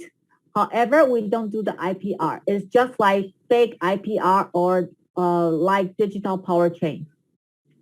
Ở đây là cái clean check của cái lượt mà thứ hai, thì ở hàm trên thì mình tiếp tục mình nong hàm thêm một chút và ổn định cái khớp cắn, và mình cho ngả cái răng cửa ra một chút xíu. Còn ở trên hàm dưới thì mình đóng nốt cái phần khe thưa ấy. Các bác sĩ có thể nhìn thấy có hai cái cắt kẽ 0.2 mm ở giữa răng 3 và răng 5. Cái này gọi là IPR giả, thì nó không cắt ở trên miệng, thì nó chỉ giúp, nó giống như là cái chun chuỗi ấy, nó giúp siết cái kẽ mà nó đang có cái khe thưa thôi. Okay. So this is the changes in the upper arch and lower arch. The arch form are expanded nicely. Đây là cái sự thay đổi của hàm trên và hàm dưới, thì cái cung hàm lại được nong rộng rất là đẹp. Okay. The bite is ideal at the end of the treatment. Và đến lúc cuối điều trị thì mình thấy cái khớp cắn rất là tốt. The arch form, upper and lower arch form. Đây là cái hình ảnh đoạn cuối đấy ạ, hàm trên hàm dưới. And look at his changes over the cephalometric with the bite closure at the end of the treatment and the balance of the facial profile.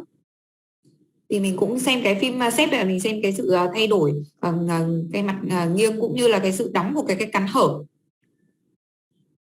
This is him before and after. Đây là hình ảnh trước và sau điều trị. Okay. We extracted all his wisdom teeth, including the lower four, because we want to aim for maximum anchorage on the lower arch. Mình đã nhổ hết tất cả các cái răng khôn của bệnh nhân ạ. Hàm dưới thì mình nhổ răng và neo chọn tối đa. Okay. The muscle exercise or the tongue training with gum chewing exercise, I adopt this exercise from Dr. Kondo from Japan. If you're interested, you can Google and check the tongue training with gum chewing. And you will see the way or the protocols for solving anterior open bites. Thì đây là cái bài tập lưỡi dành cho những cái bệnh nhân mà bị cắn hở ấy ạ. Thì cái bài tập này có áp dụng từ bác sĩ Kondo người Nhật Bản. Thì các bác sĩ có thể lên Google và tra cái bài này là cái bài tập lưỡi hay là cái bài tập mà nhai kẹo cao su ấy. Okay. So the next case is another girl with anterior open bite. We tackle her with the G4 innovation as well. She is a 22-year-old female with anterior open bite, hand mandibular plane angle with tongue thrusting and 2 set of aligners for her. Và đây là một bệnh nhân nữ, cũng là một bệnh nhân mà loại 3 cắn hở ở phía trước. Bệnh nhân nữ này 22 tuổi và có cái chiều cao, cái tầng mặt dưới nó lớn và có cái tật đẩy lưỡi. Bệnh nhân này cũng phải làm 2 lượt khay.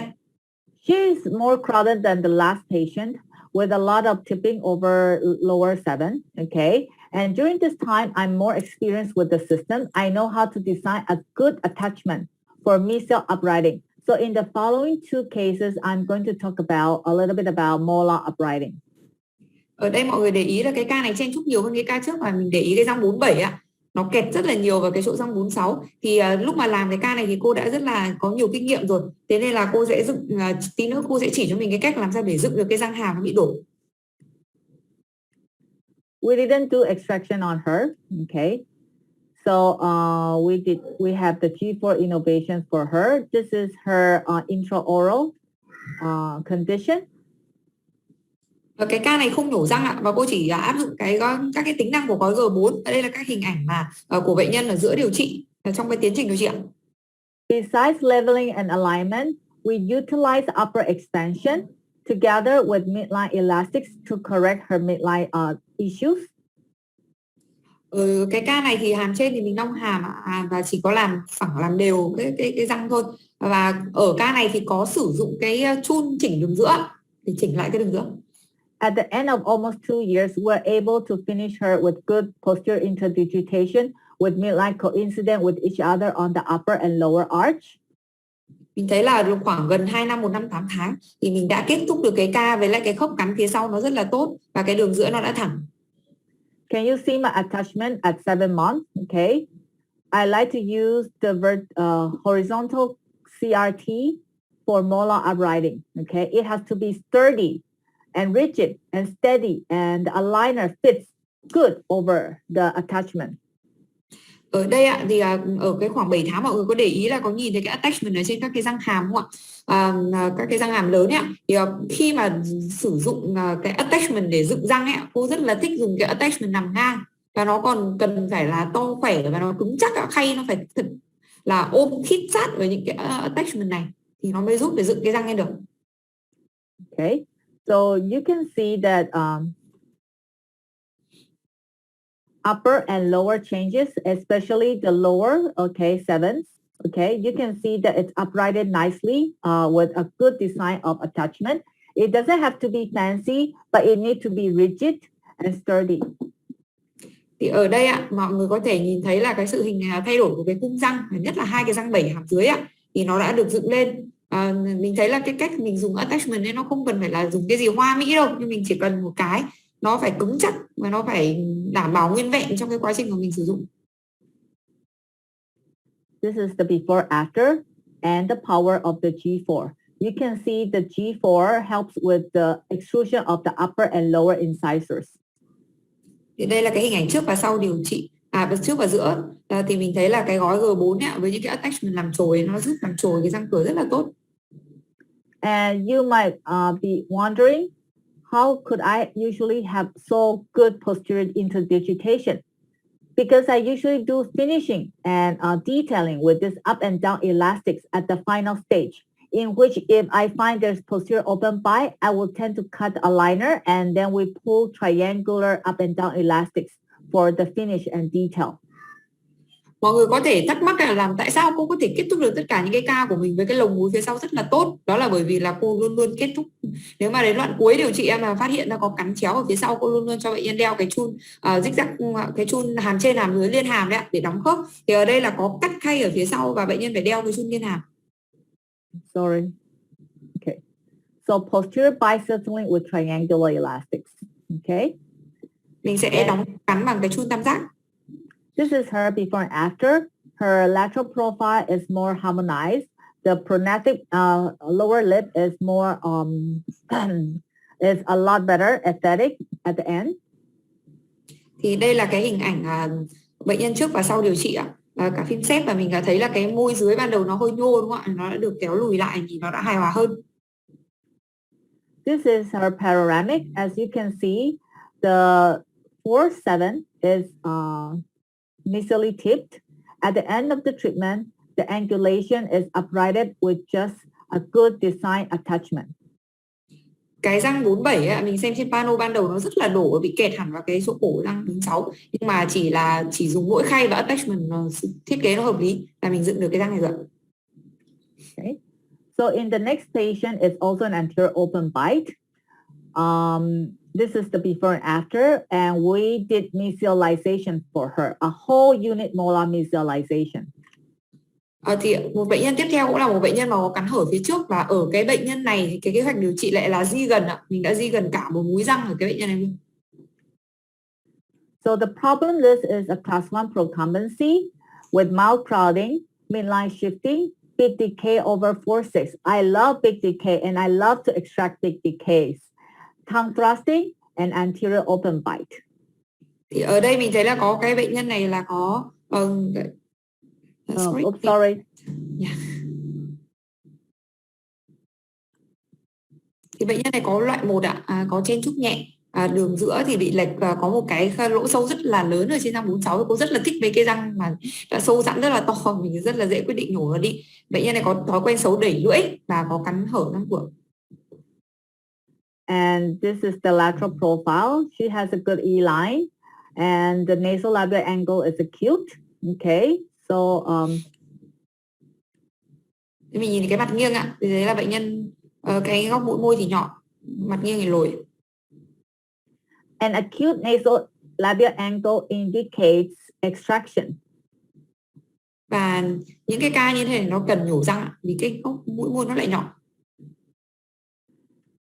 She is about 18 years old with anterior open bite and a big decay over this area. Okay, 4-6. And moderate anchored preparation was designed for her with 3 sets of aligners, and the total treatment time was 2 years and 8 months. Thì đây là một bệnh nhân nữ 18 tuổi và có một cái lỗ sâu rất là lớn, và bệnh nhân này thì mình làm neo chặn trung bình, phải làm 3 lượt clean check, lượt đầu 79, lượt 23 và lượt 29 khay, tổng thời gian là 2 năm 8 tháng.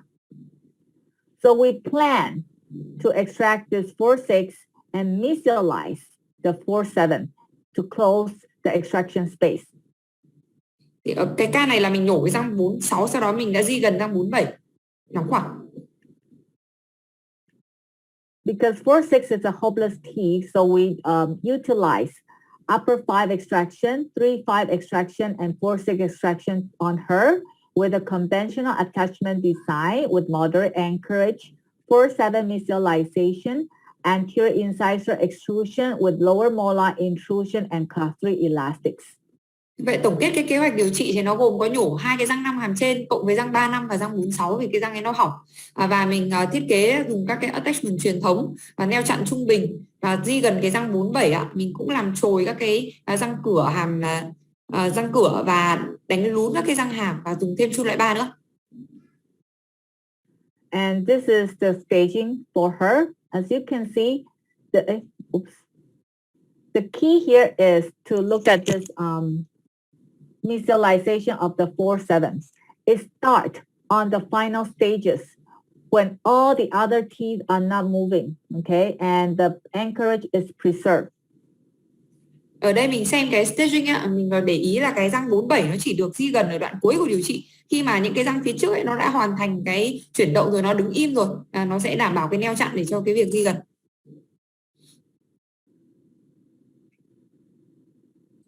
This is her changes over time, okay? As you can see, together with retraction, we're able to tackle her anterior open bite after 1 year and 3 months. Thì cùng với cái việc mà mình nổ răng, mình kéo lùi, mình cũng xử lý luôn được cái cắn hở răng cửa nữa. Okay. And after a few additional aligners, we're able to mesialize the 4-7 into the extraction space and with a good root uprighting condition. Thì cái di gần răng 47 nó hơi vất vả đúng không ạ? Phải mất mấy lượt thì mình mới kết thúc được cái di gần mà cái trục răng nó thẳng. This is the changes on the upper arch. Đây là sự thay đổi cái cung hàm. And near the end, can you see the upright molar here? Okay, the position is good and the angulation is good. Thì mình có thể để ý đến đoạn cuối điều trị thì cái răng 47 di gần lại mà trục nó rất là thẳng. This is her smile. Đây là nụ cười bệnh nhân ạ. The gummy in the middle results from the use of elastics. Okay, so on the second set of additional aligners, we remove the elastics and we do a little bit of intrusion for her to correct the gummy smile on her. Ở cái đoạn ảnh ở giữa là ở giữa điều trị bệnh nhân nó bị cười hở lợi nhiều vì dùng chun, thế nên là ở cái lượt tinh chỉnh thứ 2 thì bác sĩ đã loại bỏ cái chun và đánh lún một chút để cải thiện. Okay. And this is her change in the lateral profile. Đây là sự thay đổi về mặt nghiêng. And on the X-ray, you can see that the root axis for the 4-7 is rather powerful. It's good.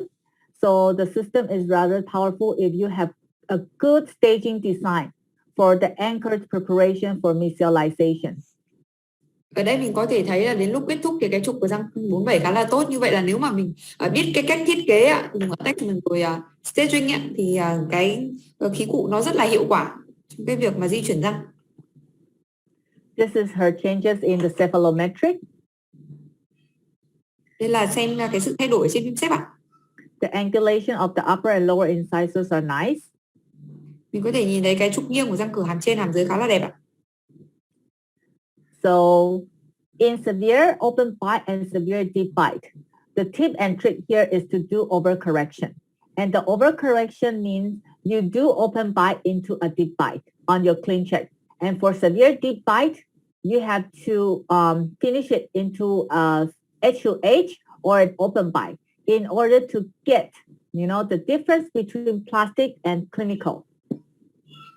Và ở đây cái bí kíp của mình đó là khi mà mình điều trị các cắn hở hay là điều trị các cắn sâu thì mình đều cần phải điều trị lố. Tức là với một cái ca cắn hở thì mình sẽ phải kết thúc với một cái cắn phủ nó nhiều hơn bình thường khoảng 2 đến 4 mm. Còn với cái ca cắn sâu thì mình phải kết thúc với lại độ cắn phủ nó ít thôi, hoặc là cắn đầu đối đầu, hoặc thậm chí là phải cắn hở ra, bởi vì nó sẽ có cái sự chênh lệch của cái hình ảnh mà mình nhìn trên clean check và cái hình ảnh thực tế ở trên miệng bệnh nhân. If you're using a lot of Invisalign and you're facing a lot of issues, maybe you have to think again and implement overcorrection in your treatment, in your planning for clean check, because overcorrection is a big key and the big knowledge behind aligner design. Thì nếu mà các bác sĩ đang làm khay và mình cảm thấy là cái ca của mình tại sao nó lại diễn ra nó không tiến triển, nó lại không như là mình mong muốn, thì lúc ấy bác sĩ cần phải đi điều tra nghiên cứu lại và suy nghĩ về việc là có phải là mình chưa thiết kế cái phần mà chỉnh lố overcorrection ở trên khay của mình không. Thì đây là một cái bí kíp mà một cái cực kỳ là quan trọng, nó nằm ở trong cái bí kíp làm thế nào để mình có thể thành công được khi mà mình chỉnh cái khay. So to summarize for this class 3 treatment in permanent dentition, there are as follows. Dental compensation in class 3 is usually evident, with the lower incisor will be a little bit retroclined after treatment. Brachycephalic with low mandibular plane angle has better prognosis. High angle with anterior open bite has poor prognosis. Thì đây là cái tổng kết của những cái điều trị sai khớp cắn loại 3 ở cái hàm răng vĩnh viễn đó.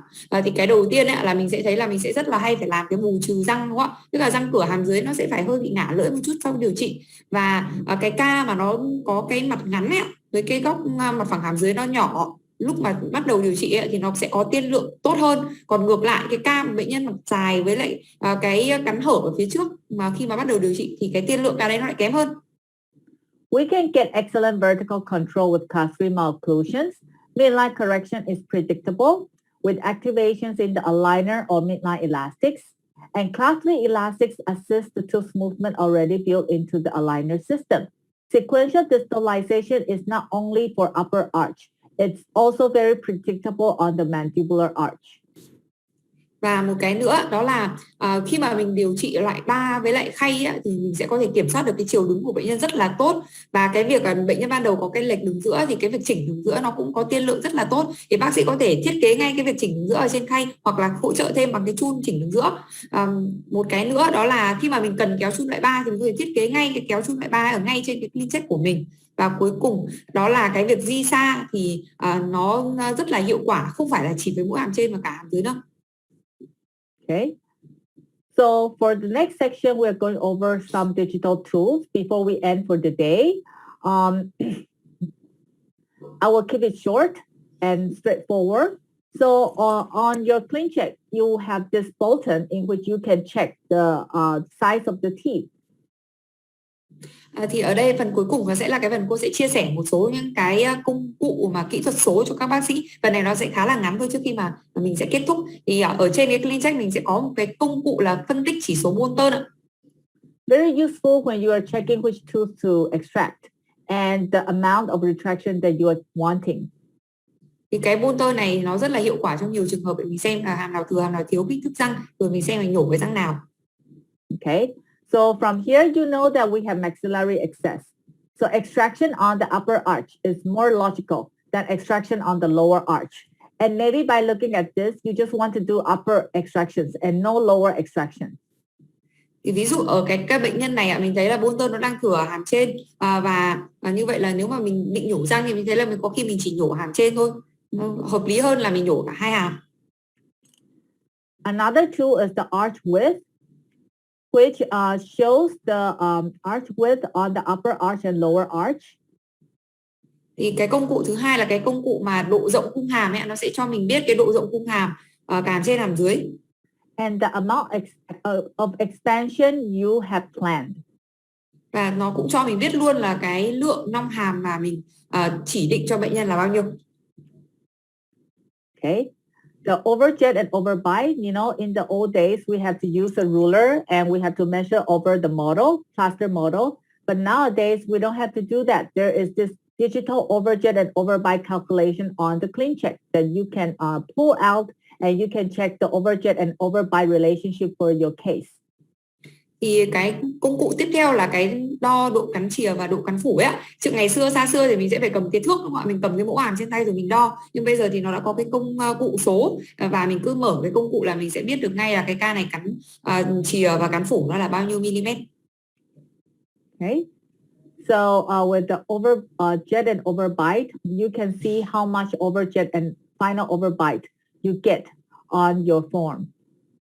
Thì ở trên đây mình có thể nhìn thấy luôn là sau cái điều trị thì mình đang để cái cắn chìa và cái cắn phủ hiện tại sau cái điều trị là mình đang chỉ định là bao nhiêu. Okay. Time is very limited and we have a lot to share, and especially over 10 years of experience with Invisalign, we have a lot of journey and a lot of materials. And before we leave and depart each other, before we say goodbye, I will leave with you some of take-home messages. Thì cái công nghệ nó ngày ngày nó thay đổi đúng không ạ? Cái việc điều trị bệnh nhân của mình cũng thay đổi và cô cũng có rất là nhiều năm để điều trị với cái hệ thống Invisalign này rồi, hơn 10 năm rồi. Thì trước khi mà chúng ta chia tay thì cô cũng có một vài cái thông điệp mà muốn gửi gắm đến các bác sĩ ạ. So aligners with challenging cases we only can tackle with bracket is not a myth anymore. It's not the truth anymore. We can use aligners for challenging cases nowadays. And in some aspects, they are even more powerful than bracket system, like bite opening and anterior open bite solution. Thì có một cái quan điểm ngày xưa mọi người vẫn hay nghĩ là những cái ca mà khó thì không thể nào làm với khay được mà chỉ làm được với mắc cài thôi. Nhưng mà cái quan điểm bây giờ nó không còn đúng nữa. Mình sẽ thấy là có những cái ca khó mình đều hoàn toàn có thể điều trị với khay Invisalign được. Và thậm chí ở một số ca mà mình làm Invisalign thì nó sẽ dễ làm hơn. Ví dụ những cái ca mà mình cần mở khớp nhiều hay là những cái ca mà cắn hở ấy thì làm thậm chí Invi còn tốt hơn. So the combination of the innovations from Invisalign allows us to improve predictability with the 3S, the Smart 4 feature, the Smart Track material, and the Smart Stage technology. And they, to us, is just like bracket prescription, the wire type, and the wire sequence that we are more accustomed to.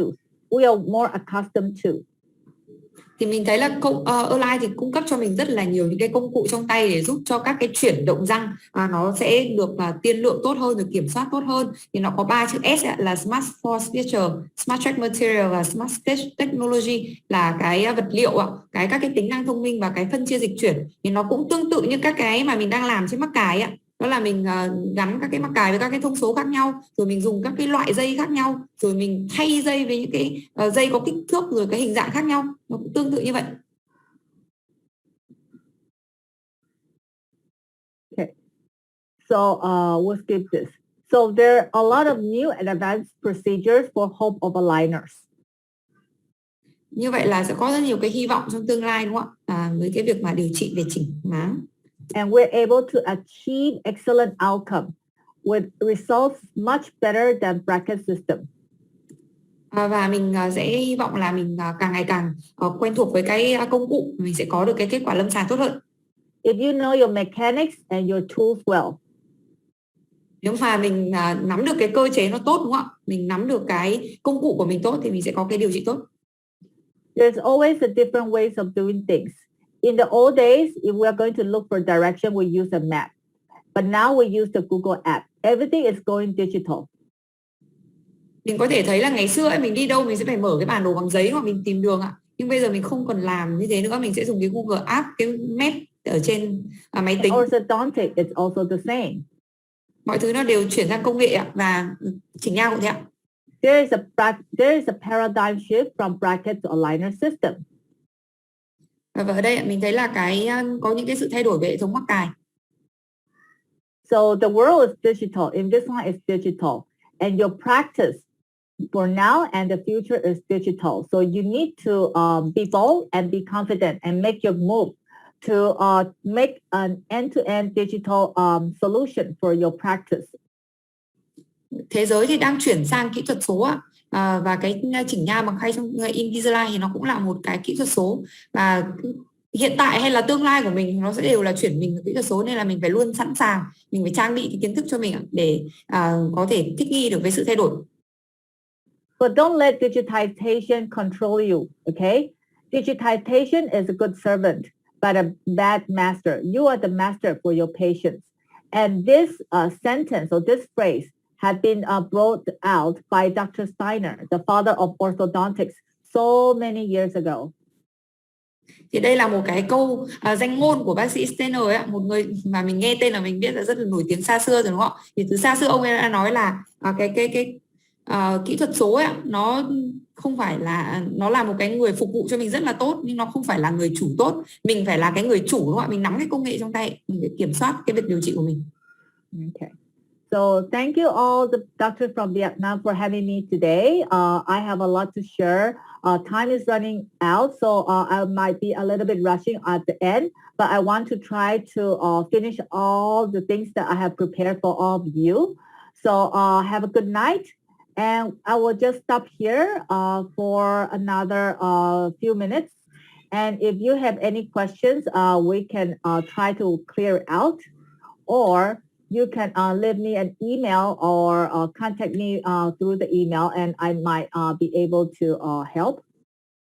Thì rất cảm ơn các bác sĩ ngày hôm nay đã còn ở đây và lắng nghe cái phần chia sẻ của bác sĩ Maggie ạ. Và rất là tiếc là cái thời gian nó hơi bị quá một chút, nên là đoạn cuối cô nói hơi bị vội, đúng không ạ? Nhưng cũng rất là mong là các bác sĩ thông cảm. Và bây giờ cô sẽ để cho mình một vài phút mình có thể đặt câu hỏi. Và bác sĩ có thể nhìn thấy cái thông tin của cô ở đây, email của cô ạ. Thì mọi người có thể đặt câu hỏi trực tiếp với cô, và cô hy vọng là sẽ giải đáp được cho mình ạ. Thì trước khi mà các bác sĩ mình kết thúc ạ, bọn em sorry Dr. Maggie, I think we can would you mind to answer like 2 or 3 questions? Yeah, sure. Yeah, No problem. Thank you so much. Yeah. Thì bây giờ mình sẽ trả lời một vài câu hỏi ạ. Trước khi cái phần trả lời câu hỏi, bọn em có một cái survey nho nhỏ, cái khảo sát nho nhỏ mời mọi người làm ạ. Thì nhờ bác sĩ Hạ Anh sẽ đọc câu hỏi ạ. Hi, we're just going to ask you about 3 questions. The first question is that how effective can Invisalign digitalize, and especially in the situation when the sinus floor is low and the molars and premolars root are very close to the sinus floor. Is it predictable to do digitalization? Yes. How effective is distalization?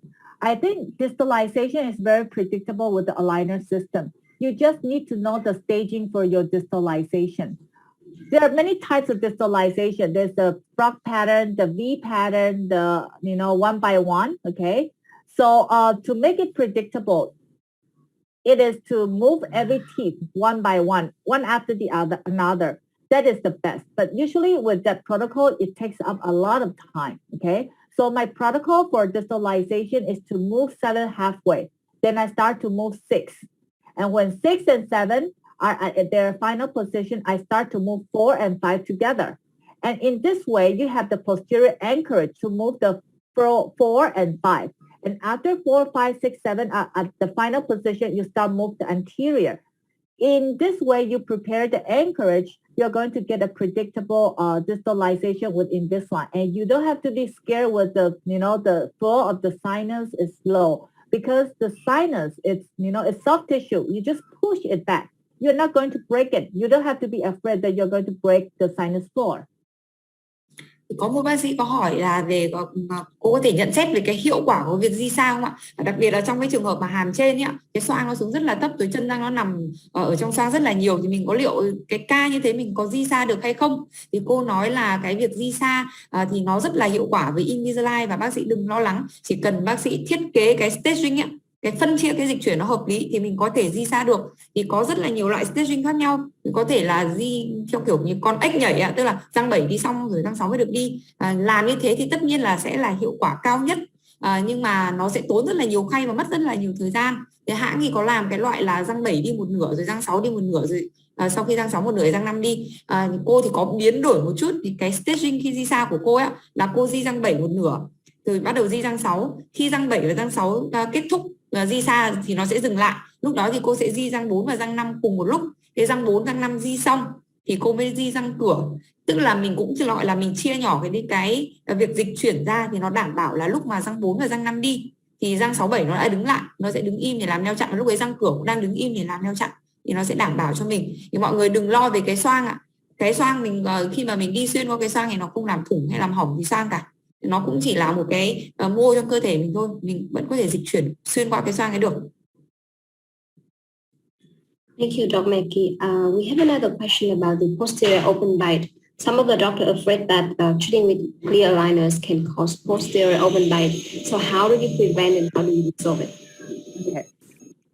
This is also a big topic with posterior open bite, and it's very commonly seen with the Invisalign treatment. So just to make it short and straightforward, I think with posterior open bite, you are going to see less of it now because with the G7 and innovation of controlling the upper incisors and lower incisor inclination, it helps a lot.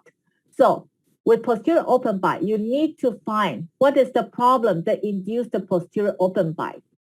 Is it of tracking, or is it interferences in the anterior incisors? Once you know where the sole problem is, you're able to correct your posterior open bite.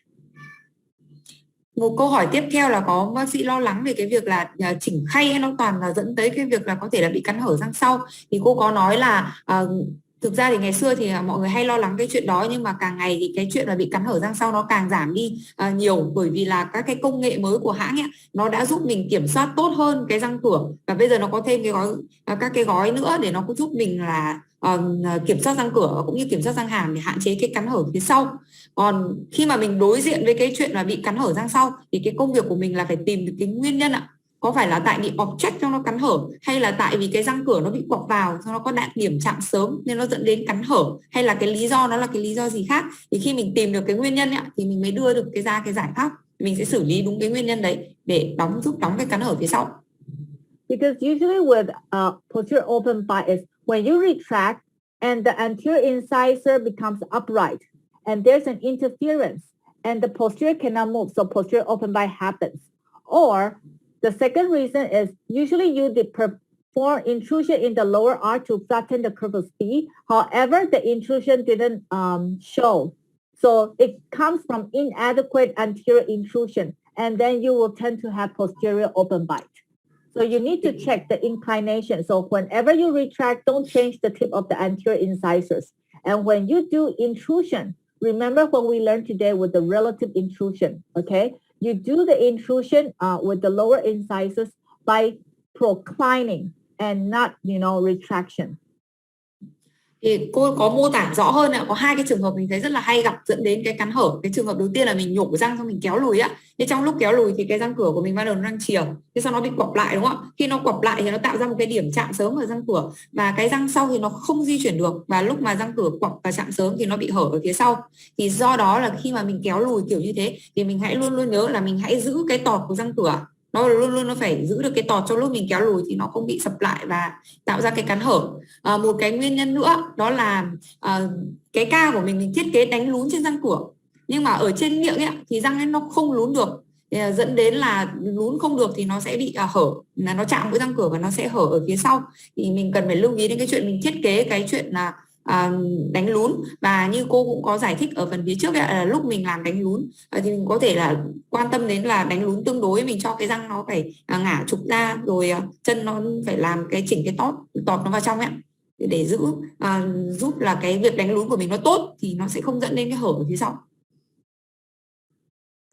Thank you, Dr. Maggie. I think we have many questions, but let's just take one last question before we close. Yeah, sure. Right. Okay. So you do a lot of expansion case. So Dr. want to ask about your experience about doing expansion. How effective it is, and how much in millimeter can we expand in adults and teen, and how stable will it be when we expand in adult? Okay. With expansion, I think it's the number one powerful mechanics with Invisalign, other than bite opening and anterior open bite correction. Depending on the patient and the bone quality, the amount of expansion, it depends. There is no straight answer for this, but usually you need to check the buccal bone support. You could not expand, over the bone support, or else there will be dehiscence or gingival recession for the teeth. However, usually the maximum amount, clinically that I will do is about 4 to 6 transversely for lateral extension over the posterior molars. And for canine, maybe about 2 to 4. That will be stable, because usually for canine, anything more than 4, I think you will have gingival recession. For anterior, maybe just 2. So over the posterior, you can do more expansion. Over the anterior, less expansion. So if you have more than 4 in the anterior that you want to alleviate, maybe you have to do together with expansion and IPR together. Thì có một bác sĩ có câu hỏi là bác sĩ thấy là cô làm rất là nhiều những cái ca mà nong hàm ấy, thì bác sĩ muốn hỏi là cái lượng nong hàm tối đa mà mình có thể đạt được ở bệnh nhân người lớn rồi bệnh nhân trẻ em nó là bao nhiêu mm, rồi làm thế nào để cái nong hàm ấy nó ổn định. Thì cô có nói là cái việc mà nong hàm được bao nhiêu thì nó rất là khác nhau, rất là phụ thuộc vào từng bệnh nhân ạ. Nhưng mà mình sẽ không có cái câu trả lời gọi là cố định cho một cái chung chung với tất cả mọi người. Nhưng mà mỗi lần mà mình làm nong hàm thì mình luôn luôn mình phải kiểm tra cái bảng xương ngoài ạ, để xem cái lượng xương ở bên ngoài mình có bao nhiêu thì mình mới nong được. Nếu mà xương mà mình không có mà mình cứ cố nong ra thì nó sẽ bị cái chóp nó lộ ra, hoặc là bị tiêu xương tụt lợi. Nhưng mà nói chung là về mặt thông thường, khi mà nong hàm đối với người lớn thì cái lượng nong ở phía sau, cái lượng nong nó sẽ giảm dần từ sau ra trước. Thì ví dụ phía sau thì mình có thể nong khoảng 4 đến 6 mm, tức là cái độ rộng liên hàm có thể tăng được 4 đến 6. Cái vùng răng nanh thì sẽ giảm đi, sẽ còn khoảng từ 2 đến 4. Còn cái chỗ răng cửa ấy ạ, mình có thể ngả ra nhưng mà mình sẽ lại giảm đi một chút nữa, thì khoảng tầm là 2 thôi. Thì khi mà mình nong cái chỗ răng nanh mà quá nhiều ấy ạ, liên răng nanh mà mình nong quá 4 mm thì rất là dễ là nó đã không còn xương nữa mà mình sẽ bị tiêu xương tụt lợi. Còn ở cái răng cửa, nếu mình thấy mình bị ngả ra quá là nhiều thì mình nên cân nhắc mình giảm bằng cách là kết hợp vừa ngả ra mà mình phải cắt cả kẽ nữa. Yes, thank you so much for your answer. And thank you on behalf of Invisalign Vietnam. Thank you a lot for your section today. It's very fruitful. And I think that the hospital also want to say some thank you and some final words. Em xin mời bác sĩ Hạnh ở bên bệnh viện răng hàm mặt kết thúc chương trình.